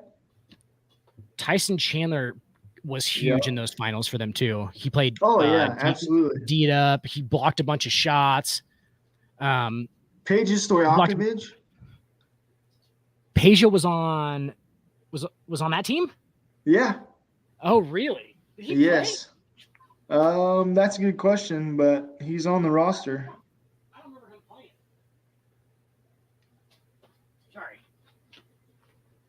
My dog, Erica, you would see this show. My dog literally is just like climbing on the back of chairs, getting two different food sources at this point. Like, I cannot handle him. He's being outrageous. I'm just gonna go put him in his cage, but like he's just being outrageous. Is he? He was just like on. He's only like he's probably like 3 months old. Oh, don't be mean, little baby. I'm not. I'm just getting control of him. He's fine. Look at him. You're made for the camera, bud. You're made for the camera, bud. He does. Yeah, he's awesome. But like he almost choked the other day on some food because he eats so fucking fast. And so we have to like put water in his food because it's like hard. Yeah, it's not soft food. Have you ever tried one of those bowls that it's like a maze or whatever? You tried one of those? Yeah, like the dude. Or whatever. I mean, I've seen puppies eat. I've seen puppies eat before. Like I've had a puppy, right? Yeah. This one is a whole different. Like I can't even get the bowl on the ground before he is just attacking with like ferocity. Yep. And yeah, well, he had worms, I think. That's is that what it was? You got something inside your stomach, like eating your stomach, probably. Yeah, that didn't help. Yeah, that eating your food for you, but he got rid of those, and he's still not even different. I'm like, he's just gonna be fat. I think he's just gonna be fat. Just like die at a young age. It's gonna suck, but I'm gonna give him everything he wants. Duh. Holy fuck! That's like brutal. Punish him. I'm not gonna punish him. I leave that to people who I don't like. They're not just. He's not gonna like him as much as he likes me. Oh my god. I'm all about like the look at him. I'm all about like the itches and the scratches and the pets. So I don't need all the rest of the discipline stuff. He's fine. Yeah. Oh. Anyway, the clutch one, either Dirk. I mean, either Dirk or you got to give it to like. So somebody also said Ray Allen for the shot in the finals, and just have that be the thing. His corner three. Yeah, his corner three. Yeah, yeah, and have it be that. Yep. To play to like how it's like not about the particular player, kind of like we were talking about, or I was talking about. Robert Horry would have been perfect. Robert Horry and that. Yep, that was also mentioned as well. Robert Horry was also mentioned, but they, the Zach Lowe podcast, they were talking about that, but they didn't think he had enough moments in the clutch like that, or isn't on that same level of player as some of these other ones in order for him to get it. He's not, and he shouldn't have been, but like, well, mostly because he didn't play a whole lot like during the regular season. Like, you know what I'm saying? Like, he wasn't like really even playing a ton. Right. And he kind of was like that fill in. He was the glue guy in the playoffs, and they just knew that he was like his heart rate doesn't go above a certain level. So just give it, give it to him fucking top of the key in fucking transition and shit. But I mean, I love obviously I love the fucking Dirk. Yeah. The Dirk would have been cool. And then another one they also kind of brought up too. Obviously the defensive player of the year, I believe. I was trying to see. I sent that to you. It was Akeem, right? Elijah one was the defensive player of the year. Yes. And so they had, and so they were talking, and they thought even on the Zach Lowe podcast, either Scottie Pippen or Tim Duncan. Obviously, Tim Duncan's never won Defensive Player of the Year, but they thought, to pay homage to either of those two, that'd be a nice one for either of those two. Tim would get like the Lifetime Achievement Award for that, because seriously, the guy should have been in fucking Defensive Player of the Year at least once. I mean, absolutely. For how like just solid he was, like he's like Al Horford on steroids. Absolutely. But then they made the joke that if the NBA called him or whatever and said you have to come to the ceremony to hand it, to be there in the stands or whatever when they give the award, he was like, he would have been like, screw this, I'm not coming. Right. So, and what it was so Wilt Chamberlain, I was just gonna say, Wilt Chamberlain gets the rookie of the year award. It's the Wilt Chamberlain Rookie of the Year award. Correct. Do you know why, Stacks? I'm gonna give you the stat line. Well, didn't they say they kind of had to like change the game because of him? Because like wasn't that one like all the rebound and everything? In his first NBA season, Chamberlain averaged 37.6 points and 27 rebounds. And he helped institute the 3-point line, right? I mean, basically. Yes. Yeah. So they talked about that. That was huge. So he was playing. So he broke the single season scoring record his rookie year in 56 games. Broke it. The previous owner of the record, Bob Pettit, used all 72 to get to 2,100, just over 2,100. 2,100. And Chamberlain broke it in 56 games as a rookie. Averaged 27 rebounds a game. Yes. 27 rebounds. Do you know what that's like? That's like the middle school girls basketball game where one of them is just like 5 inches taller than all the rest of them, and they just throw it into the middle and just like let her shoot and get her own rebound until she scores. And then until she scores. Well, yeah, I mean that's almost like some of those games DeMarcus Cousins used to have. He'd be out there and he'd have like crazy rebound numbers. It was insane. Mostly because you're saying like because of his team though at that point, right? I mean, yeah.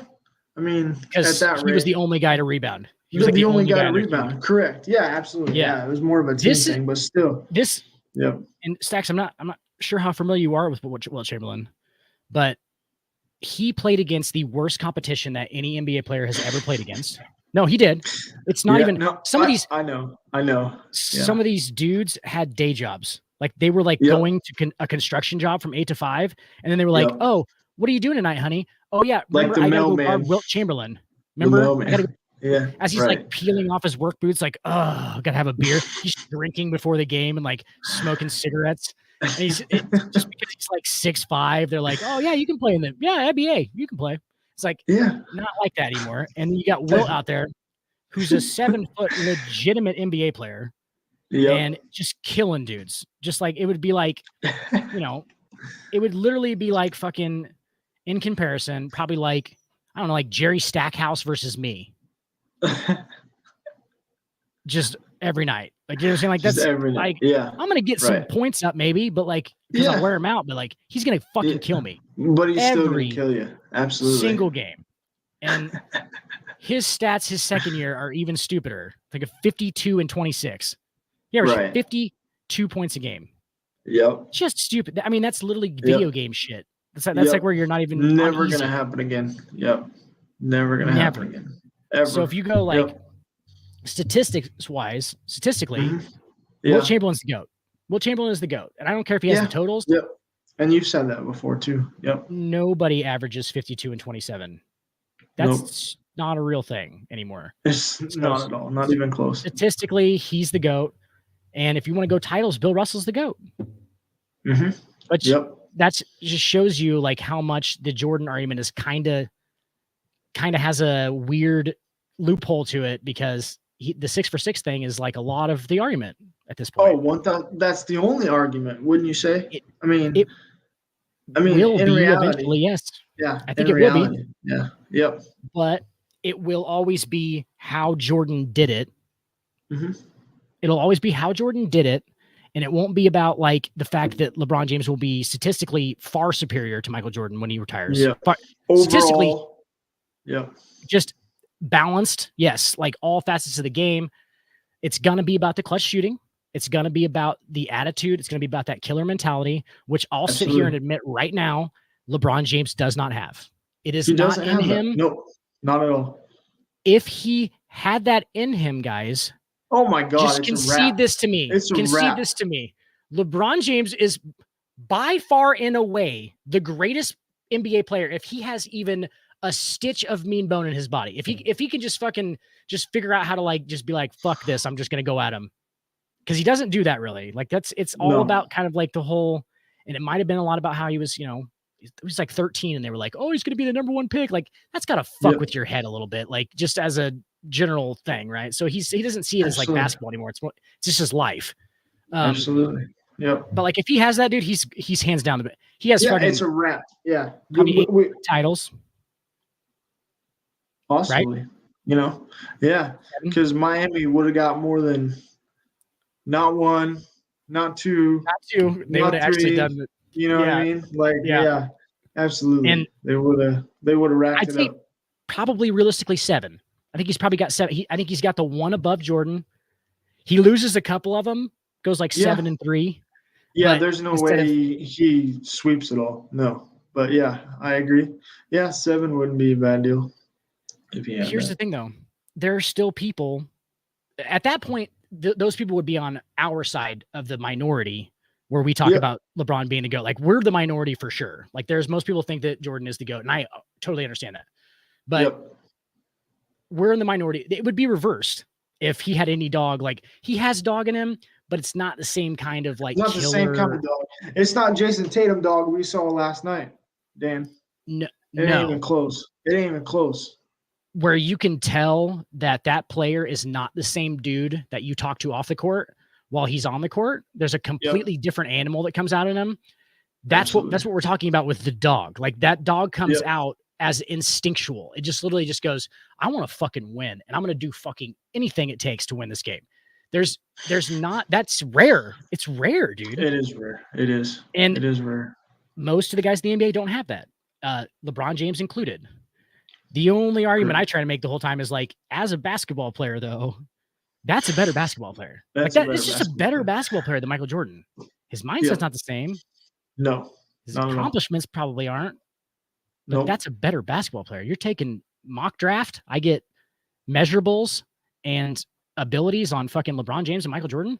90% of people take and also too, depending on how you want to play too. And I guess, I mean, granted, it's 2 different eras, but it's like, I think it'd be easier to win around LeBron in a way, because all you gotta do, you just gotta have shooters in the corner. You know what I mean? Like he's gonna find them. And I think Michael Jordan in today's NBA is DeMar DeRozan. I mean, seriously, and that's not even a hit, really, because I love DeMar. Yeah, no, that's not. I love DeMar DeRozan. If they would have the clutch trophy last year, I think he would have won that. So that I don't get like death threats sent to my house, I'm going to clarify by saying that I think Jordan would be a better version of DeMar DeRozan. Oh yeah, but I think he is a DeMar DeRozan type player. I think that's who he is. Absolutely. Yeah, that's fair. No better, no less, though. So there comes the death threats. But you talking about our Jesus Jordan like that, Erica? Talking about our Jesus Jordan like that? We don't need you here anymore. I don't know why. I don't know why the Jordan fans just become rednecks to me for some reason, but because they're not. But they do every time. They're just very fearful of change. There are those people. I think Will's got Will. I argue with Will about it all the time. Will has a legitimate point of view where, like, I understand where he's coming from, and I think he understands where I'm coming from, and like that's all we do. Like we don't even like argue about it anymore because we're just like you're not going to change one of our minds. Yeah, right. You're not going to change where you're at, so it just is what it is.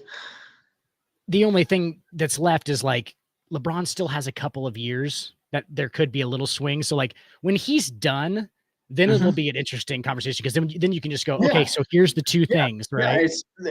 Everything's in total. You have all the totals in front of you, so here's what it is. And how they went out, which not a strong suit to Jordan. It was real bad. And people don't understand it. Like it was fucking bad. If you watched LeBron James last night, dude, there's not many dudes who can do that dunk. There's not many dudes who can do that dunk still. He's 37. He's about to be 38 years old. He's 38 years old. Yep. He took that. That's why he does have a little bit of dog, is because you can tell that in moments like that, there's a little bit extra to it. Like where he actually becomes a little bit bigger as like it's almost like a fucking Super Mario green mushroom. Like he just gets like the bloop, bloop, and he fucking like, and that's where the dog and LeBron comes from. It's not from like that. Hey, I'm gonna come out here and kill you, because he's very nice. Yeah. Never fucking gets in arguments, with other players. For real, he's like friends with all of them. It's weird, and people hate it. I think part of that kind of goes back to what we alluded to at the very kind of early stages of the show tonight, is just kind of a little bit of the fakeness that he carries with him. It is, and it's it is. I don't even know if it's fakeness on purpose though either. That's the thing. Or is it just one of those things where he's just always so on the public eye that it's just like everything's always calculated out ahead of time. You know what I mean? Right. Like, and always has been, because he learned from a very so it's just very regimented how that goes. Do you think that a lot of that came from like him coming from Akron? I have no idea what it's like to be a black guy in the United States, obviously, but like a lot of that's got to be from like him coming from Akron, and like him probably seeing a lot of situations where probably dudes like him got fucked over by the system, because there was like this, oh, they wanted me to go this direction and blah, blah, blah. And like, I was like, these people were influenced. I mean, that clearly happened. Well, I mean, just think of how he lived with his mom, I mean, single parent mom, and then you hear the stories of the, of the area in Akron. I mean, granted, it's Akron, but still, I mean, rough area of Akron too. So, absolutely. And apparently his, like he knew that his dad apparently played semi-pro professional basketball, was a basketball player. So he actually got to hear that growing up as well. Like, oh, your dad was a basketball, right? And then, so he becomes a basketball player, and he doesn't want to do the same thing that his dad did. So it like becomes this like kind of give and take with like the media and how he handles himself. Like, it's very like, guarded. I mean, it's kind of corny, but it's like Will Smith and Fresh Prince kind of deal. It is. It's like he just got boosted into this. And he kind of alludes to that too. If you follow him on social media and stuff like that, he's always playing that clip of, the certain episodes. So people don't like him because they see like if you guys don't think that we see LeBron's like fucking egocentrism and all that shit, I clearly see that, dude. I can see all of it. It's right in front of us. Like you would agree with that, right? Yeah, absolutely. Yeah. We see it, guys. It's not like we just go, "Oh, he's such our favorite player," so we don't see. Like, yes, we fucking see how he acts. Like, we get it. Absolutely. But, like, we also are empathetic to him and believing that there's no fucking way that guy's mind is like normal like ours. Like, it's not. He just isn't like us. It's not. You know? And that and the fact that I'm just in awe of his ability at the age of 37. And now he's got to like, now he doesn't. What the fuck is LeBron James without basketball? Like, what is he without playing basketball? He has spent over half of his life in the NBA. I saw that statistic the other day. Mm-hmm. Yeah, over half of his life now. Well over half. Well, a little bit. Yeah. Yeah. Because it's not like Jordan. He didn't leave and come back or whatever, you know. So that's why Tom Brady is not retiring from the NFL right now, or didn't when he said he was going to. Is because Tom doesn't know who Tom Brady is outside of it. Outside of it. Yep. Absolutely. You and Seven have had those conversations. They just don't know what they are outside of it. I was just gonna rep that stack. Stop reading my mind. It's creepy at this point. I was just gonna say that. No. But Derek Ross, former Kansas City Chief, current fucking awesome guy who's like one of my favorite dudes. Has been on the podcast with us a couple of times. If you want to see a fucking really good, like, honest answer out of somebody about that, like, go watch that Derek Ross Sports Report After Dark, dude. It's the best. He's just being honest. He's like, dude, I don't know what he's in the midst of it, and you can tell. And he's being very honest, and he literally says, like, I don't know what I'm doing. Like, I don't know who I am, basically, is what he's saying. And it's like, it's a very good interview. You should check it out. Like, he doesn't know. Like, he just doesn't know. Like, he feels lost. And I talked to him like off screen. I don't think he mind me telling you guys this. Like, he genuinely felt like he just didn't know, because that was his whole life. His whole life. He's the fucking Arena League all-time leading rusher, right? The dude is a stud. Like, that's what his life has been, is about fucking, like, being a running back, playing football, being the alpha, blah, blah, blah, like being in this competition of a game. And that's like what dictates your life. And then you just lose it. Yeah, absolutely. And he basically talks. Go ahead. Oh no, you're good. I want to hear it. Go ahead.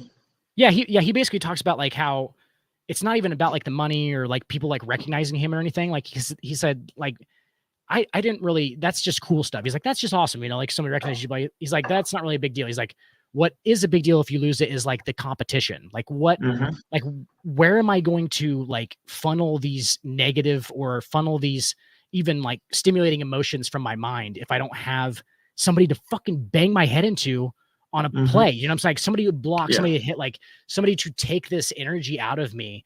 And that was like his biggest struggle, I think, was like that he couldn't do this physical part that was obviously very emotionally helpful for him. And I think that was like the biggest thing. And I think that might be Tom's biggest thing. And then I don't think that they think about that much, because I think they think a lot about like, oh, well, the fame and the money and like, you know, like how cool am I? Because I'm Tom Brady. Entourage, like, you know, all that stuff. Yes. People you support, you're not famous anymore or as famous because you don't play anymore. Like that's not really what it's about. I don't think. I think it's about them playing the game actually, because they love it so much. Clearly. Yeah, absolutely. No, I would agree. I'll have to. I still haven't checked that out because I forgot who the interview was with. But now that I do, I'm gonna go check it out. But I mean, dude, it was hard for me to quit playing football, and I played fucking NAIA college football. You know what I'm saying? Like it was hard. Like it had an effect on me for like a while, like residual effect. And it's just, and that's fucking not, dude. I'm not even like playing in front of people. I'm not, you know, I'm not getting shoe deals and stuff out of it. Like my whole life is not centered in any way around football, and it was still hard. And like, so these guys' life for 5 years is like centered around this thing, and then they got to let it go. Yeah. And unfortunately, it's just rough. You know, a lot of them have had their brain banged off this. Yeah. Now they've had the brain banged off the side of their skull a lot too. At that point, which is unfortunate. Yeah. Yes. Absolutely. So that's. So that probably gets real tricky. Gets very Junior Seau-ish, Erica. I was just going to say that's Junior Seau. Yeah. Gets very Javon Belcher-ish. You want to hear a fucking horror movie written down? That story is fucking horrible. That was a rough one. That was a rough one. God, Romeo Cornell. How did he even coach after that? I'd have been like, no. See, you guys can't do that anymore. Or don't sleep see one of my players the rest of his life. I mean, let's be honest. That one's got to haunt you a little bit. Right. Like, how do you? It's like, what do you do after that happens? By the way, like right after that happens, like, what do you do? Like, I mean, you just got to be in like complete, like, what the fuck is going on right now? Like, what did I just see? Yeah. Yeah. Like, and then time to process that would be just like, what, dude? Like, how do you? And the fact the fact they played the Colts that weekend, you know what I mean, or whatever. Right. Yeah, they played the Colts that weekend and just moved on. Yeah, nuts.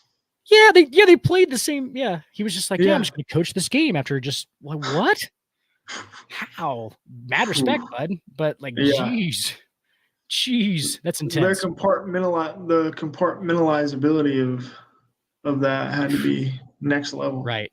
I bet he was. I mean, you got to be thinking about that for a couple months afterwards. Just every once in a while, right during the day, you just got to be like, the fuck, man. Well, and I'm sure it obviously, as it should have, probably lingered around the locker room for a long period of time. So, you're still having to, walk by that, things of that nature.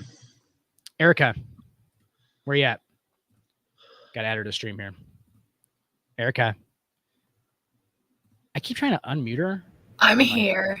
There she is. I know I didn't want to hit the unmute because I didn't know if you were going to hit it and like remute. I know I think I was hitting it and it wasn't working. Can you play a couple of ads real quick? Because I got to pee real bad. I'm going to go out back. Okay. Can you play them? You got it? Oh, hold on. Just mute yourself, Dan. Just play random. Yeah, I know, right? And I'm just going to do. Put the kids to bed, put on your shades, and crack open a cold one during Sports Report After Dark with Seven and Dan the Dick Warner. You can catch After Dark Thursday nights at 10 p.m. Eastern on youtube.com/the Sports Report podcast, and again Saturday nights at 11 p.m. Eastern on West Coast Radio. We believe that athletes are people too, and Skip Bayless is one of the lizard people. Don't miss Sports Report After Dark. For all things baseball, don't miss the Winter Meetings podcast Sunday nights at 9 p.m. Eastern at youtube.com/the Sports Report podcast. And again, Tuesday mornings on West Coast Radio at 11 a.m. Eastern. Even when you feel slow, you can still go. Even when there's no hope, you can still go. I never answer to no, man, I still go. Go, go, go, go, go, go, go, go, go, go, go, go. Go, go, go, go, go, go, go, go, go, go, go, go, go. You got a mind, but even that could change. You could flip the gray matter like some batter in your brain. That's why they say, fake it till you make it A. And if you play that game, then you just might make a change. Rearrange all the bad to okay. Take the worst thoughts saying, turn them to a game. Take the best thoughts saying, put them on display. On repeat in your brain till you're feeling no more pain. Never slow yourself down, you can do some more. Push past all the pain and you'll find a door. Open it up and finally explore everything that you thought you could never.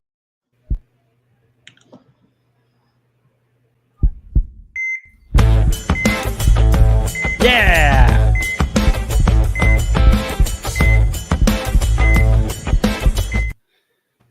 Yes. Good job, Erica. Thank you. You're welcome. I kind of like that. Hang on real quick. We're going to play it. Put the kids to bed, put on your yeah, that was the wrong one. But that was our old that was the old After Dark intro there. It's kind of a interesting little thing. Nostalgia. Yeah. So Stacks. Yes, sir. How about this is definitely something I want to talk to you about. How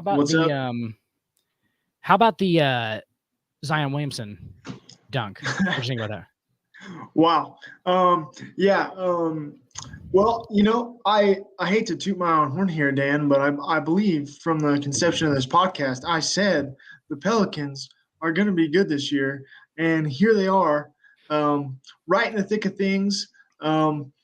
Yeah, I think as long as they can stay healthy, I think they'll be a tough out in the playoffs. I don't know if you're going to get the same production from a lot of the guys that you're getting right now here in the regular season in the playoffs, but it's fun as hell, and I hope they don't. Honestly, I hope they don't make any moves, Dan. I want to see what this roster does as constructed in the playoffs. They're deep as hell, and Zion playing point forward, I love it. So when Brandon Ingram comes back, and they and they have that lineup where it's probably obviously going to be Bi and Zion on the floor. Please keep Zion as the point forward because it's working and he's good at it.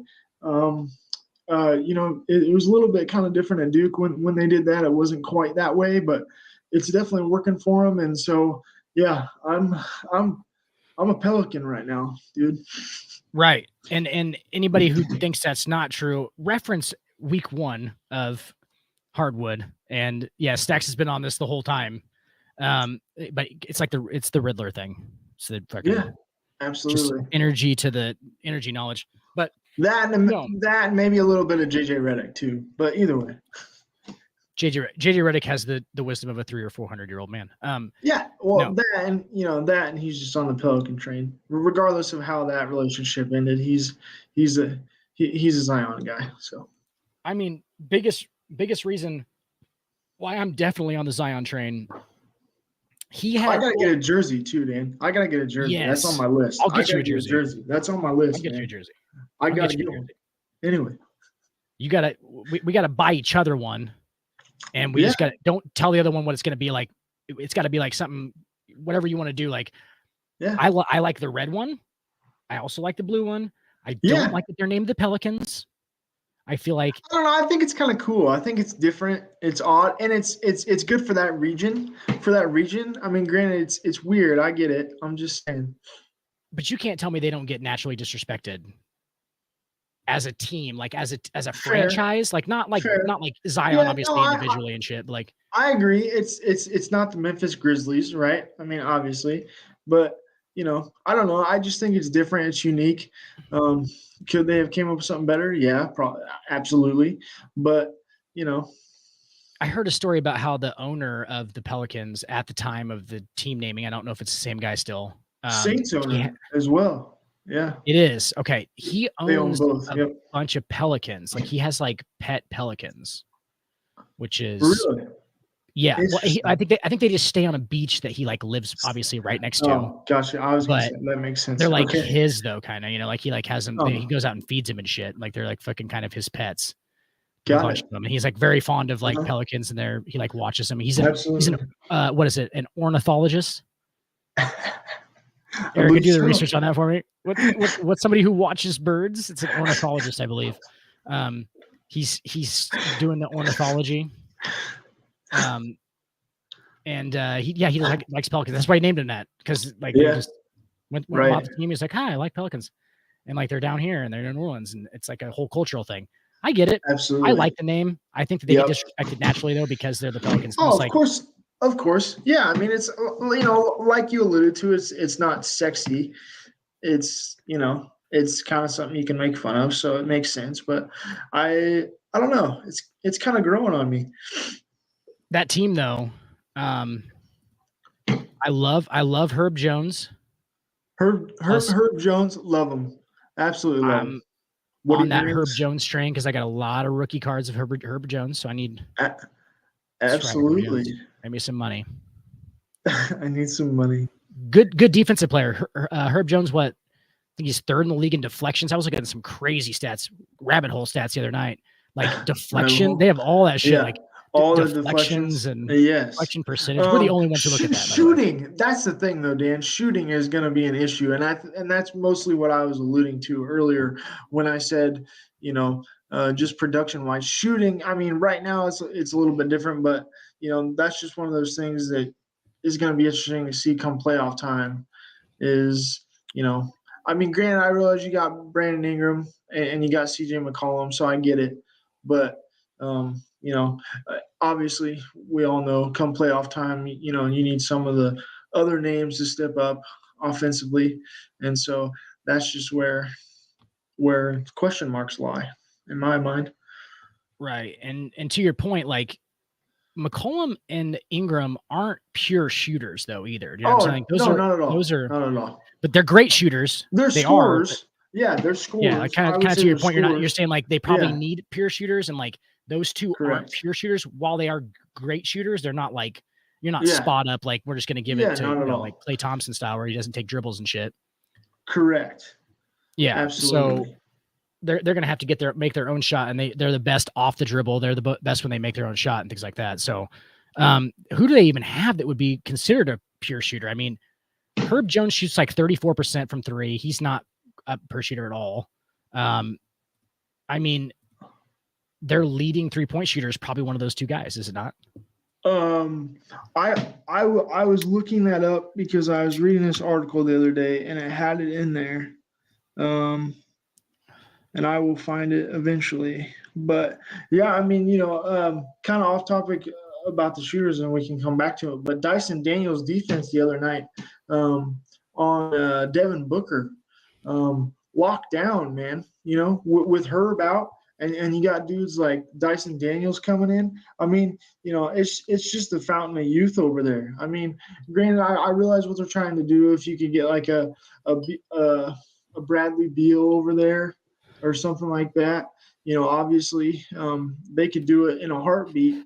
But I just think it's interesting to see. It kind of reminds you a little bit, not on the same level, but it kind of reminds you of like early day Oklahoma City Thunder, right? Where yeah, you could have made a move, but you really just kind of want to see what happens, right? Because that nucleus is the important thing. Like that nucleus was the important thing, and it is that nucleus was the important thing. Absolutely, yes. And they those guys needed experience in the playoffs, like together. Like you don't want to make them think that for some reason, because none of those motherfuckers think that they need somebody else to win. You know what I'm saying? Like they don't think that in that locker room. You think Zion's like, oh, we just had one more piece. He's like, no, motherfucker, we're gonna win this shit like with who we have right here. With who we have right now. Yeah, yes. Like Trey Murphy, Dan. Trey Murphy right now. So they're living at the rim, obviously, because basically any lineup that removes Trey Murphy from the floor drags their 3-point shooting down tremendously. Way down. So he's their only pure shooter, and we'll say that he's a sophomore. He's a second year in the NBA. Absolutely, yes. So he's not. I mean, I think the Pelicans are They fluctuated from number 1 to 3, I think, in the last week in points in the paint.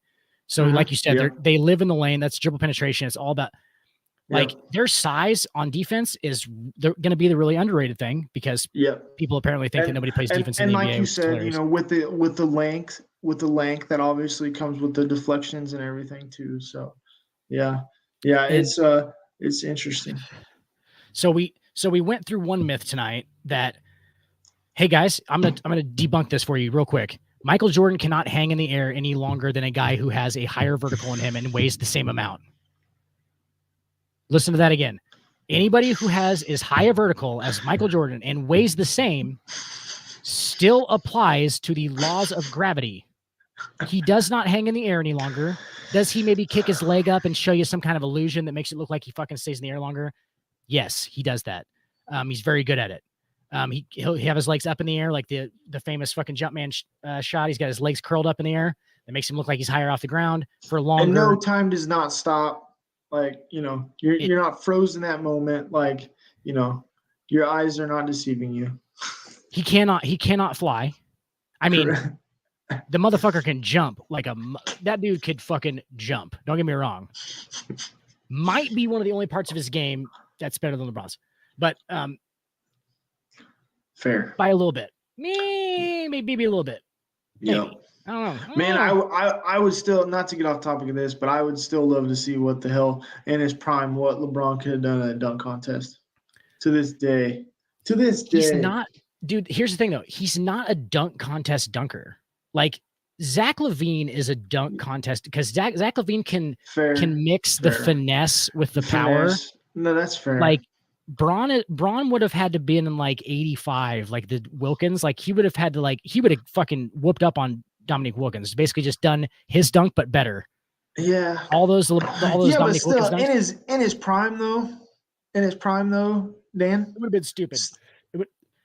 Really? 2012 NBA Finals LeBron would have put on a fucking show. Don't get me wrong. It would have been a fucking spectacle of a dunk contest. But I just don't think that he wins it if he gets into it at all. And no doubt. Yeah, and yeah, it's a no-brainer there. But I'm still to this day I would still just love to see what that could have been. But a lot of people obviously like we all would have basically. Yeah, and no doubt. Correct. It ain't a reason to hate the motherfucker. You know what I'm saying? Like people hate him not at all. For like oh, you didn't get the dunk. I was like, oh, again, soft. Again, he's soft. He doesn't want to get embarrassed in the dunk contest. Are you fucking serious? Have you seen his in-game dunks? Like those are nines. Those are nines. Yeah, he can just do something he does in-game, and that's a nine. Like it's not, so like he's not going to get fucking embarrassed. Like he's not worried about getting embarrassed. I think that he probably was worried about losing, and people what that would. Because criticism. LeBron, like we were talking about, like he's all about like he's had to build that legacy from being that young. Like he's not trying to tear it down now. It's like this is all about like what he has become now. It's not to him. It is, and he's sensitive about it. Yep, he is, and like he is sensitive. Why is that a bad thing? As he should be. Exactly. I agree. I'm just saying. Yeah.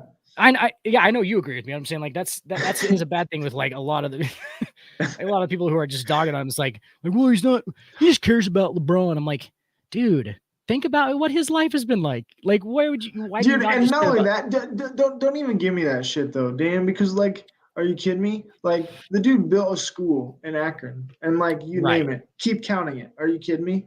Like what he's done in and around every community he's been in. Okay, maybe not LA, but still. Well, what can you do in LA? Like, what can you do in LA? Seriously, right? As a philanthropist? Really, let's be honest, Dan. The only thing he's failed at is when he played in the movie with Amy Schumer. That's it.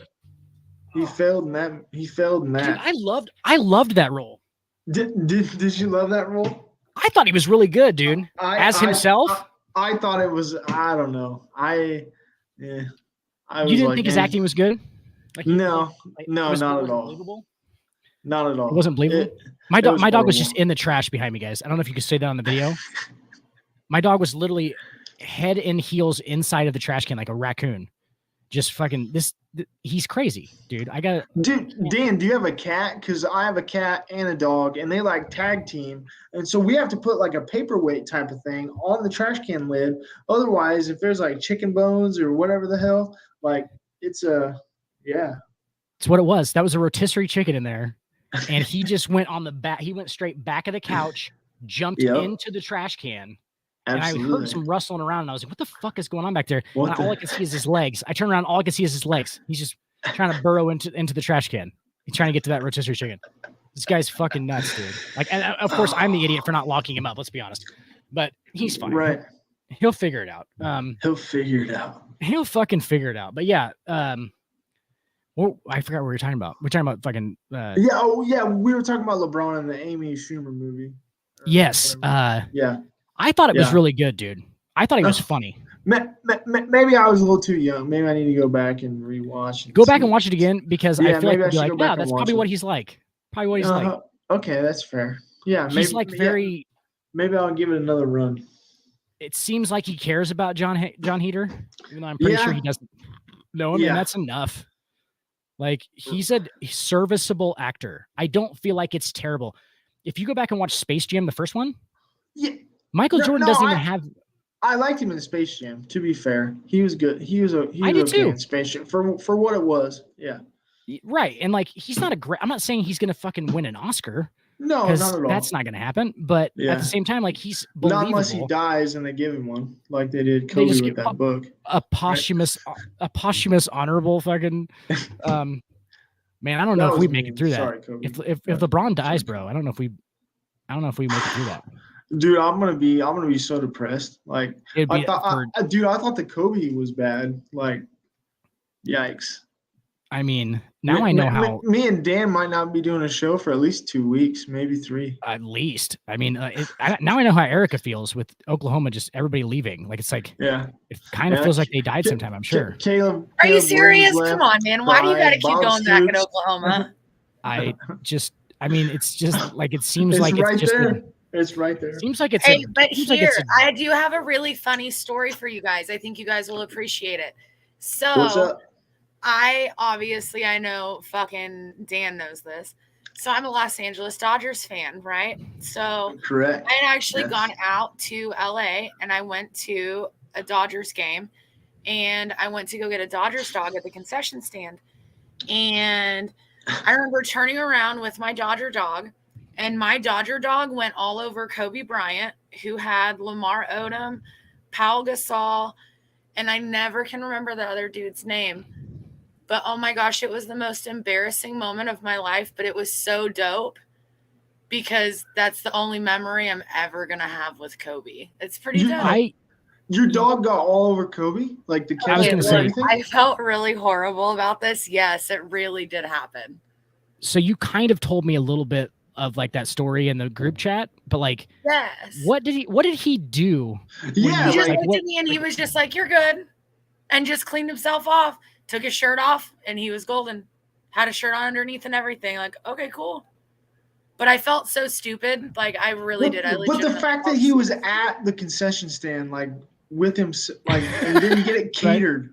You know he what was I'm just saying? balling out. Like, he wasn't even like, I'm Kobe. No like, security or nothing. Like, he was just so, and he was so humble about it, you know, because, like, I would have expected him to kind of be like, you know, kind of a dick about it. But no, like, he was legit really chill about it. Wasn't upset. Like, it's good. Him and Lamar probably got there at the 7th inning stretch after they hit the brothel.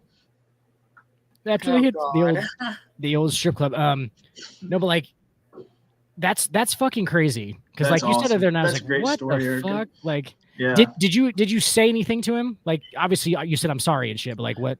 Like, no, for sure. Dude, I said I was sorry and shit. I would have got an autograph, dude. I would have been like, no, actually, I did. I have the little Los Angeles Dodgers like towel that I had gotten from that game. Kobe had signed it, and I actually still have it. So I was kind of just like you, Dan. Like, I remember when Kobe passed, I was like, dude, there's no way this is like for real. Because like Kobe was like one of my favorite basketball players. I'm not really big into basketball anymore, but. Sure. Kobe was definitely one of my favorite players, so it really like hurt, like hearing that he had passed. It was like Michael Jackson dying, honestly. Yes, it kind of was. Yep, absolutely. Well, I mean, he was for us. He was around the whole time. Like that was like 1997. Like, that's all we knew. Actually, 97. Yeah, and was a obviously a fucking one of the forces of the NBA for that long. So if you watch the sport at all, like he was just a polarizing figure. And then you get to see him go through the fucking shit with his wife, obviously the consensual sex stuff and all that thing. Like, jeez. And then he changes his number. And as Dave Chappelle said during that streak, he was like, it was like the judge tossed him a basketball and said, "Play me for your freedom." And like he was just like he averaged like fucking 46 points a game for like 28 games or something like that. Some stupid amount. Like he went on a run during that trial. That's one of the, and like, the fact like, that what the fuck almost ended up on the Clippers too, Dan. Like that's legit. Like that man almost ended up a Clipper for real. Comes in and immediately just dogs on one of the greatest big men that's ever played in the NBA. Immediately just starts dogging on him like, "Motherfucker, you don't work hard enough." And they're like, "What the? You Shaquille O'Neal. He averages 25." Yeah. Like, I don't give a fuck. That motherfucker eats another chili dog in front of me. I'm gonna fucking smack him in his face. And like he was so savage to him. He was savage to him the whole fucking time. And it's like it makes you respect him, is what it is. Like it makes you just be like, man, this dude's on a different level. And he's backing it up. And then you have 08, 09. Those seasons are fucking. I mean, he goes for fucking 81.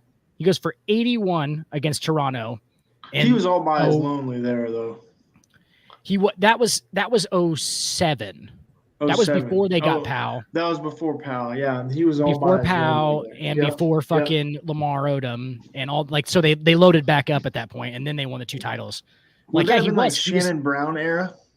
Shannon Brown. Yeah, that have been Shannon Brown era. Yes. Yeah. That would have been Yep. Luke Walton. Yep. Early Luke Walton. Uh-huh. Who's not near as much of a stud as his dad is. Let's be honest. Our mascot Erica is Bill Walton. Yes. The goat of people. He's hey, everything Stacks, everything is just awesome. Everything is amazingly, extraordinarily awesome. And I'm so glad to be here watching a basketball game. Everything is awesome. I did a little bit of shrooms. I only did a couple of shrooms before I came on. Oh my! I'm only seeing the colors. I can read them. Hey, Dan, if you're ever in Portland, go to Voodoo Donuts. That's what he was saying during Thanksgiving when he was calling some of those games. It was a Voodoo Donut type of day. Bill Walton got stuck in like the best part of a magic mushroom high. Like he literally, like it was like his brain got stuck there, and that's just what he acts like all the time now. He's so positive and happy. Have you ever done mushrooms? No. Okay. No. So so I've done a bunch of psychedelics and they're fucking awesome, and I suggest it to everybody. Everybody gets mad when I say that. I'm like, what the fuck's wrong with psychedelics now? But no, basically in the middle of this magic mushroom high, you feel like everything is fucking like the coolest shit. Everything is the coolest fucking thing that's ever happened. Like it's like if you like touch a fucking something leather, you're like, this is fucking the coolest fucking shit I've ever met. Like there's a stage in that like that, okay? And it's awesome. It lasts for like the most of the trip. That's why magic mushroom is awesome. Like they just like make you feel like everything's awesome. But that he got stuck there. Like it was almost like he was just there, and then he just like his brain was like, nope, can't do anything else other than this now. And like so he just thinks everything is fucking sweet. He's so positive, and it's like it's infectious. If you listen to it, like how positive he is about everything is like you're like, oh, I feel better about my life now, Bill Walton. And it's like it's weird, but like yeah, that's my theory on why everyone should probably just do magic mushrooms, try it out. But yeah, he just got stuck there, and that's me and Stack's fucking mascot is Bill Walton for the show. I mean, that sounds really fitting for you too, to be quite honest. He's going to be our first guest. I mean, I think LeBron could offer at us because he will eventually. LeBron James, regular watcher of the show. Please, we'll even fly down to LA, bro. We'll meet you there. Well, dude, I will. Yeah. Oh, we're gonna do it in the room thing. And we're gonna be in the same room with him. It'll be like all the smoke with Kobe, man. Do you know how hard it is to be in the same room with LeBron James at this point? Like just to be in the same outside of virtually maybe impossible. Like the media room. Yep. After a game. Right. I mean, it's got to be just a fucking madhouse, right? Because what's he doing? Yeah. Like, what does he do? He's fake reading a book, Dan. What's Eric, his book of the month this week? Right. He whenever anybody's taking pictures, he's always reading like a very influential book. To Kill a Mockingbird this month or what? Drinking a glass of wine. LeBron kind of brought back the whole like Lynn Dawson thing. Like Lynn Dawson was like smoking on the sideline and shit. Like LeBron kind of brought that back. And I'm not trying to give him too much credit here, but he was drinking a glass of wine on a Sunday afternoon before a 2:30 game one time. Remember that? That instance is legendary. He's drinking a fucking snifter of fucking red wine at like 1:00, and he plays at 2:30, and he just gangster straight. Like he just went to the hyperbolic chamber, and I'm just waiting for him to pull out the cane. Like it's gonna be a cane thing eventually because you got that good like pimp and stroll on with his white suits and shit. That's what it's gonna be. You might get that during Halloween, during the Halloween dress up. You might get that. I can see that. So I have a theory that LeBron runs all of his girlfriends. And we're about to end, by the way, guys. Just so you know. Yeah. Erica needs to hear this theory. We talked about it last week. This is how it gets on at the end. LeBron runs all of his girlfriends or anybody that he has sex with outside of his marriage. Because you know that's happening, right? To Erica, she's probably not even listening anymore. She was like, I'm listening. Oh, I thought. Okay, she's listening very intently. She doesn't want to. Okay, I think that LeBron James. And I'm serious about this fucking theory. I think me and Stacks both are. I think that LeBron James, because he has intramural relationships. He has relationships with other women. I think that's been kind of. It hasn't been like proven, but it's been like because Anyway. But it's like obvious that it's happening. It seems obvious because that's getting thrown at you on a, you know what I'm saying? Like it's getting thrown at you so much. Like there's no way. I'm not saying there's no way because there's obviously dudes do it and those dudes are stronger than me and LeBron. But so you would imagine that it's probably happening. I think that the way that him and Savannah, his wife, work through the whole thing is I think that she gets to vet the fucking people that he has sex with before, and she knows about it the whole time, and vice versa. And I think that's how they do it because I think that they understand the duration and everything. They have it all out. They have it all out on the table, and they have like regular discussions, probably with the other person in the room, and then probably obviously just them two after. They have regular discussions about who's in, who's out. Like this is how we do the thing, and like that's got to be how they roll. Like, do you think that's a believable theory? I mean, I think it has. I mean, how could it not be? I mean, it's a marriage, and however they make it work is how they make it work. So that seems like a plausible enough theory to go with as to how it's acceptable for their marriage to work for them. That would help Kobe out, Dan. Right. That's what I'm trying to say is like, I think that honestly, this is fucking gonna sound terrible coming out of my mouth. I think that Kobe's wife was being unrealistic. I think she was being unrealistic in thinking that he wasn't gonna. Dude, I think there has to be a level at that point where it's like, okay, I'm obviously with you and I love you, but like this stuff's gonna happen sometimes, even if it. Do you know what I'm saying? I'm not saying it has to, but I think it's gonna. Yep. But I mean, that doesn't mean that it works for everybody's marriage. I mean, Vanessa's entitled to her feelings and way that she would want her marriage to be. Doesn't mean that she, had to just accept that. You know what I mean? Like, even though knowing it was going to happen. Yes, I get where you're coming from. So unrealistic's the bad word. I think that it's like she might have just been being kind of naive. Yes, I think naive would be the better word to use. Yeah, for sure.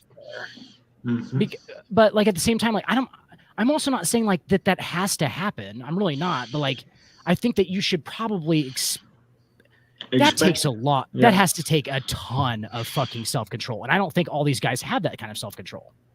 No. Right? Like I think it takes a ton of it, and I'm not like once again. I want to reiterate, I am not in any way condoning it. I am saying that I think that it happens a lot.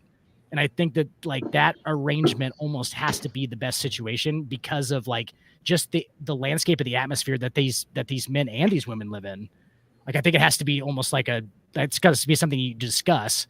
And I almost felt like Vanessa probably didn't even discuss it with Kobe. I felt like they might've just been like on that weird, like, don't ask, don't tell kind of thing until it comes out public. And then it's like, oh shit. Then she has to like, I don't know, make a decision on it. That's what I think happened. But yeah, we have you think it's a working theory though? Like that could be a possible thing, or like more than likely. Yeah, definitely more than likely. I mean, because they don't ever like have any. I mean, you would think like it's clearly happening, and then there's like no ever problems or anything with it. It just seems like there's never like a problem or anything. It's like they talk about it. They talk about it very candidly and fucking. No, openly, for sure. For sure. They probably have to run it by their PR team too, Dan. Probably have to run it by their PR team too. Yeah. You know what I mean? Absolutely. Like there's probably levels to this. You know what I'm saying? Like that PR team is the number one priority, probably. Yeah. The agent and the PR team. So Rich Paul and that whole management group. And then they're all in on it. It's a whole thing. Like, and they probably don't know who it is. However, you can keep it quiet and keep it. I mean, it's their marriage. I mean, if they wanted it to be out in the open, they have all rights to let it be out in the open. If they want it to be, a secret, their business, they're entitled to that. I mean, we don't, and vice versa. You don't have to know, everything about their lives. I mean, if they want to keep things private, they do have that right, No, and they've done such a fucking good job. Like, respect to them. They've done that. Like, they've done real good. Somehow, like, what the fuck? Like, you would think that something had to have leaked out. Like, at this point, with social media, everybody with fucking video cameras and shit. Like, if he's doing that, she's got to be in on it too, and vice versa. Like, if that, like, they have to be in on it to like work together to like make sure that doesn't get out. If they both don't want it to be a known thing, which they shouldn't, because that should be private, then they have to work together on it. Like, that's the weirdest part. Like, you know what I'm saying? Like that teamwork, that's a whole different level of love to me. Do you know what I'm saying? Like, that's a whole different like thing. You guys are on like a whole different level than I've ever like did it. Like that's a whole different thing. I think being able to acknowledge, you know. Yes. I think it's respect like a motherfucker. I think like that's a whole that transition for them could not have been smooth. They started dating when they were 15. Mm-hmm. And LeBron from 15 to now. Like, what a weird man to probably be married to, right? Like that. I mean, could you imagine that conversation though, and like how that would even go? Like you said, like that transition, because they've been together for so long. How do you even attempt to have that conversation? I think she'd be used to it by now, wouldn't you think, Dan? And just be like, oh, okay, all right, who is it? I think it had to have started with a random act of honesty from one of them, where one of them was probably just like, yeah, I just kind of want to fuck other people. Like, that had to have been like the beginning of it. It probably was. And like, that's great. I mean, yeah, go for it. Respect to both of them for like whichever one it happened to. The other one was like, all right, well, let's figure this out. That part is the actual amazing part to me. As much as he's on the road. Yeah. It's like, all right, well, we got to figure this thing out here. And it's weird because at that point you're not doing it for like your own like, oh, I just want to know who he's fucking. She's doing it because she actually wants to see that man be okay and be like, she doesn't want to keep him from doing things that he may want to do, which is like, that to me is the love part. Like, that's the amazing thing of it, is like, it's so weird to think about because I don't possess those type of, you know, like I feel like those are like wizard powers. Like it's just so weird to me, but like I feel like that's got to be what it is. I mean, it's a weird thing to want to agree with, especially when you don't believe that that's acceptable. But it's like, you know, more power to you that you are able to do it. You know, so I totally feel that because that's how I am. I'm against that, but more power to you guys. You know, it's however you guys make it work is how it works, and great for them for sure. Great for them. Yes, and they have their own. Like, what was that quote I read today? It was like, if I'm made to believe that every human mind is different, that means there's 8 billion different kinds of love.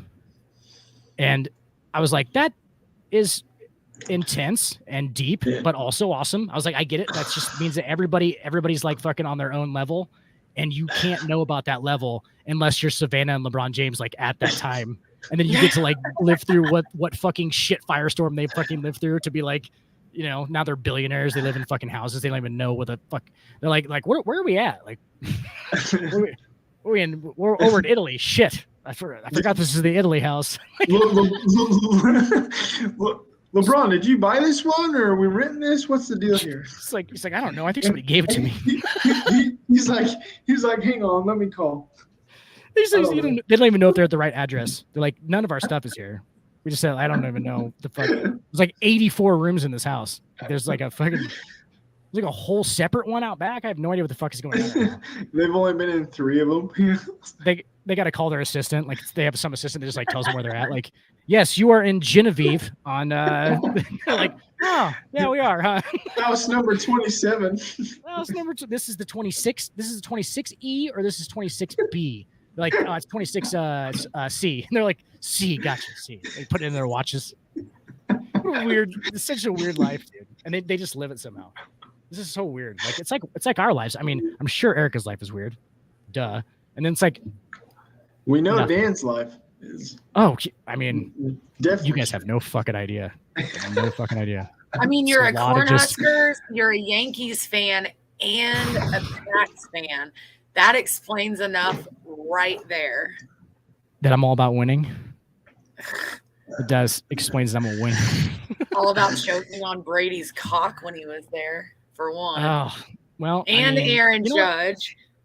I think it was more about Belichick to me. I'm more attracted as a man to Belichick. I can see. I feel like Belichick would, you know. So if you played for the Patriots, it would be Belichick's dick you were sucking to get that championship, huh? Well, I mean, I would just be good enough that I'd be, you know, earning the championship myself. But like, that's But it doesn't hurt to suck the dick while you're at it too. Well, I mean that would just be for fun, you know. Yeah, like, that's just in your spare time. He's Bill Belichick. Like, you seen that guy? Like, what a stud. You seen his post-game interviews? He seems like a very personable dude who I just want to hang out with. I don't know. He seems like that kind of guy. And Tom, obviously, you know, I feel like with Tom, you get the financial stability, but, you know, I don't know if Tom would appreciate you as much. Oh my God. Too busy making out with his kids. Yeah, he does. Family Guy does the joke where they're like Peter's like, Chris, come here. He's like, I want to give you. He's all drunk. He's like, I want to give you a overly long Tom Brady kiss. He's like, oh, it's so good. Do you think that's weird, Erica? I don't think that's weird. My dad was not a very like affectionate guy, but he did tell me he loved me, and he did kiss me on the lips until I was like 8 years old. So like that's kind of weird. That doesn't really happen, right? Because I know dudes like never heard their dad say like I love you or anything. Like it's like a fucking. He basically just said like, "Hey, shut the fuck up." I have a 9, almost 10-year-old little girl, and I don't think that her and I have given kisses to each other on the lips since she was like 2 or 3. Right. See, so like every situation is different. Like outside of that, you know what I'm saying? Like, I mean, that's kind of weird though. Let's just be honest. It is, right? Like, it's not like the Tom Brady ones are weird.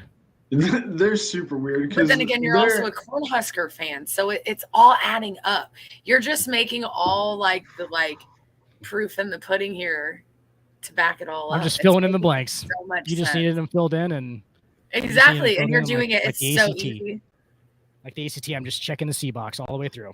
There we go. Erica, you will not be invited when we make the Meineke Care Car Bowl. You're not invited. Oh, she's coming for out of her own displeasure. It's going to be like, oh, I was going to say, I'm going to be forced for this to happen just for everyone to talk shit. And the whole time, it's going to we're going to be so drunk that we're going to forget we insulted you about Oklahoma. So it's going to be like 5 minutes later, it's going to be the same insults, and we're going to think they're original every single time. And you're going to be like, oh my God, this is fucking hell. This is hell. And then I'm just going to have to drink just to drown you guys out, not listen to it anymore. Yeah. And that's where then you're going to have fun. See? Look at that. Then you're going to go to the fucking Nebraska game, and we're doing painted faces, corn heads. Okay, hold on. I'm not joining in on that. Well, I mean, right now you're not, but we're going to feed you a lot of whiskey, and then we're going to talk you into it. It's basically okay, but just because you feed me a lot of whiskey does not mean I'm going to dress up in a Cornhusker and Well, you don't have to. You don't have to. You can go. I'd say you're not going to wear a fucking Sooner shirt. You just have to be there. Yeah. You just have no, to be I there. definitely would wear a Sooner shirt. I mean, come on. You can wear neutral colors. We're not walking into the student section with you. Dress like that. Well, if I go, that's what I'm going to wear. So. She'd have to go in first, and then we'd have to go in after if she's gonna wear. Right, and then we just act like the whole time we don't know her. Yeah. Or you guys could go in first, and then I could go in after, and then just act like we don't know each other. Either way. Exactly. Either way around, and then when you're trying to high five us because you're so excited because you saw the infectious atmosphere of a Nebraska Cornhuskers game, we're gonna fucking shun you and act like we don't like. We're gonna be like, no, you had to walk in separate. Had to be the fucking one walking in separate. Nope. And you had to enjoy this one with if we were all intoxicated, though, do you think you really would remember this happening at the beginning of the game? Oh, it doesn't matter. It did happen. 1,000%. Yes, we're gonna remember because it did happen. Remember. Yes. We're gonna remember figments of it, and that's enough. We're gonna. It's gonna be worse because we're gonna remember what we think happened, which is gonna be that's the way worse part. Yeah, exactly. That's the problem. It's gonna end up being way worse of a situation than what it even should be in the first place. She fucking mutinied, Stacks. She fucking mutinied against us in our friendship. We were just trying to have a good time with our friend at the Nebraska game. Yeah. And mutinied. Yeah. That's what we're gonna remember. I wasn't even trying to mutiny with you guys. And then you had to turn the tables, Erica. Yeah. You guys said it because I couldn't wear an OU shirt. I mean, come on. Yeah, neutral colors. What's wrong with neutral colors? Because I support OU, not neutral colors. Well, yeah, but if you're a fan of football, you can just go and enjoy the atmosphere with your friends, right? Who actually have a dog in the fight. That'd be like if me and Dan went to the Oklahoma game. We probably wouldn't wear a Nebraska shirt. Maybe we would, but Either way. I don't think we would. I mean, I don't why think not? we would. I don't think I would. I think that we would cheer for Oklahoma with you. Like it would be like you cheer and we'll like have your back about it. You know what I'm saying? Like we're like, but I that's would our never friend. cheer. I would sit there with OU on and still be like, go Nebraska. Ew, that tastes like salt but you can't, in the mouth. Yeah, but Erica, time has passed though. You know, like we haven't played each other consecutively since like 2010. You know what I mean? So Touché. There's a I bridge. get it. That's always easier to have forgiveness when you're the one who beat the other one up really bad. But like we have forgiveness. You know what I'm saying? Like we beat you for a long time and we forgive you. Oh, come on. Don't start whining. Come on now. Oh, some of these I'm glad that now like we none suck, of my Erica, so we just need a win. Can you just give us a win? God damn, we can't get a win otherwise. And I mean, I don't play for the team, so I can't give you a win. Y'all got to earn that shit.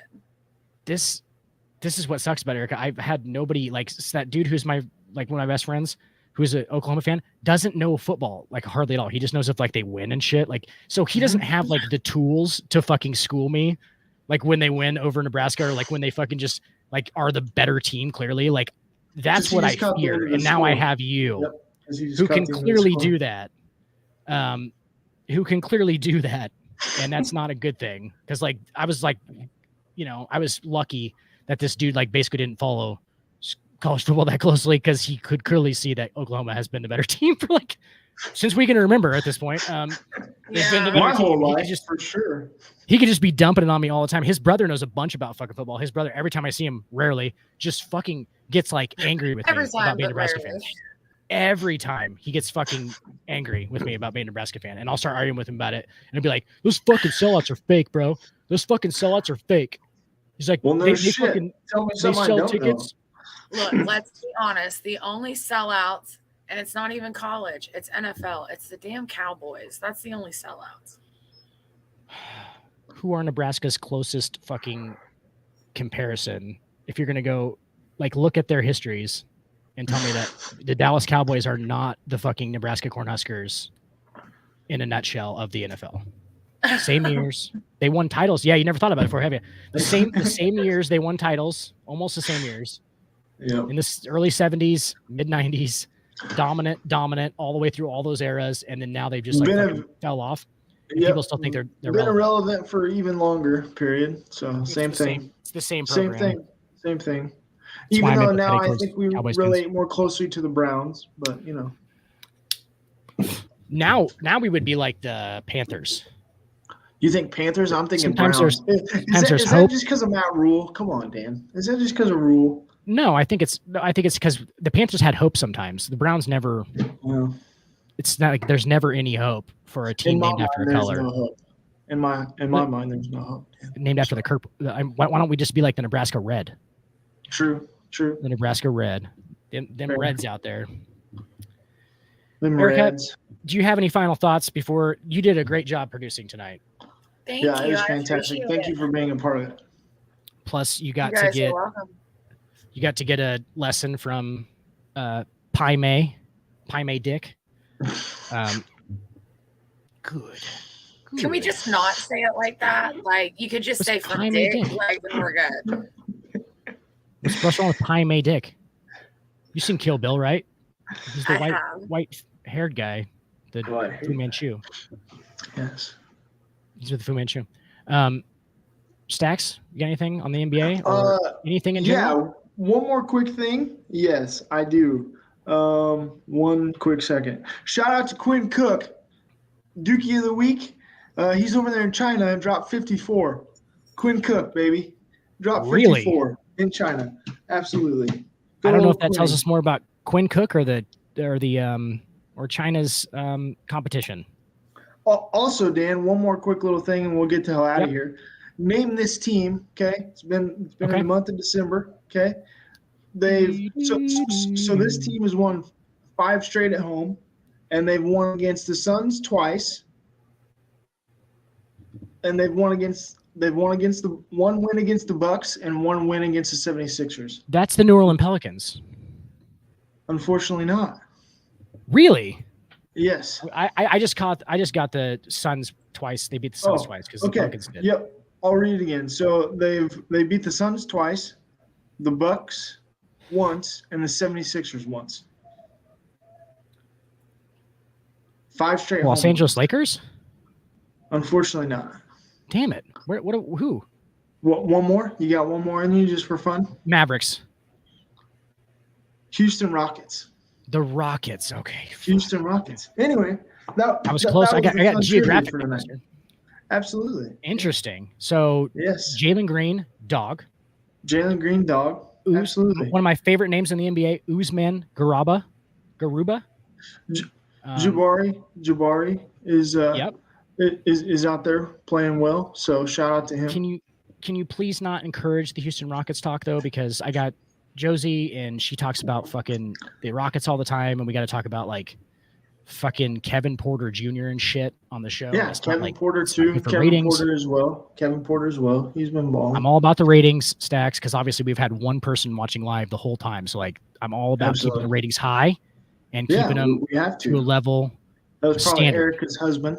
Shout out to him for watching the show. Very professional. Yeah. Thank you for suffering through it. Thank you. You know what we didn't do is we did not play the fucking song in the background the whole time. Oh, that's okay. See, do you feel better now? Like we do. Look how mellow we are, dude. Vibe with us, Erica. Vibe with us. You know what I mean? Yeah. See, like if this is on through the show, though. This is Well, I mean, we're pretty relaxed, but like, I mean, this just sets a whole different thing. Like, I feel like we can get like. I'm up here now. I'm down here. You know what I mean? Like I'm just conversationally. Then I'm gonna sway. You know what I'm saying? My chair goes really low down. There we go. Hey, Dan's getting low. How low to the flow can you go, Dan? I didn't know what this was. How low can you go? I don't think I've ever been down here before. It's good stuff. Erica, this is where you end the show sometimes. Hang on. Sometimes. Just whenever. No, hang on. There you go. See, but you can still hear us in the back, and that's the best part. Because then, like, Stacks can say something funny, and you can be like, ah, ha, ha, ha, ha. NBA, Hardwood, baby. Alive in week 5, baby. GBR, we just start fucking random stats.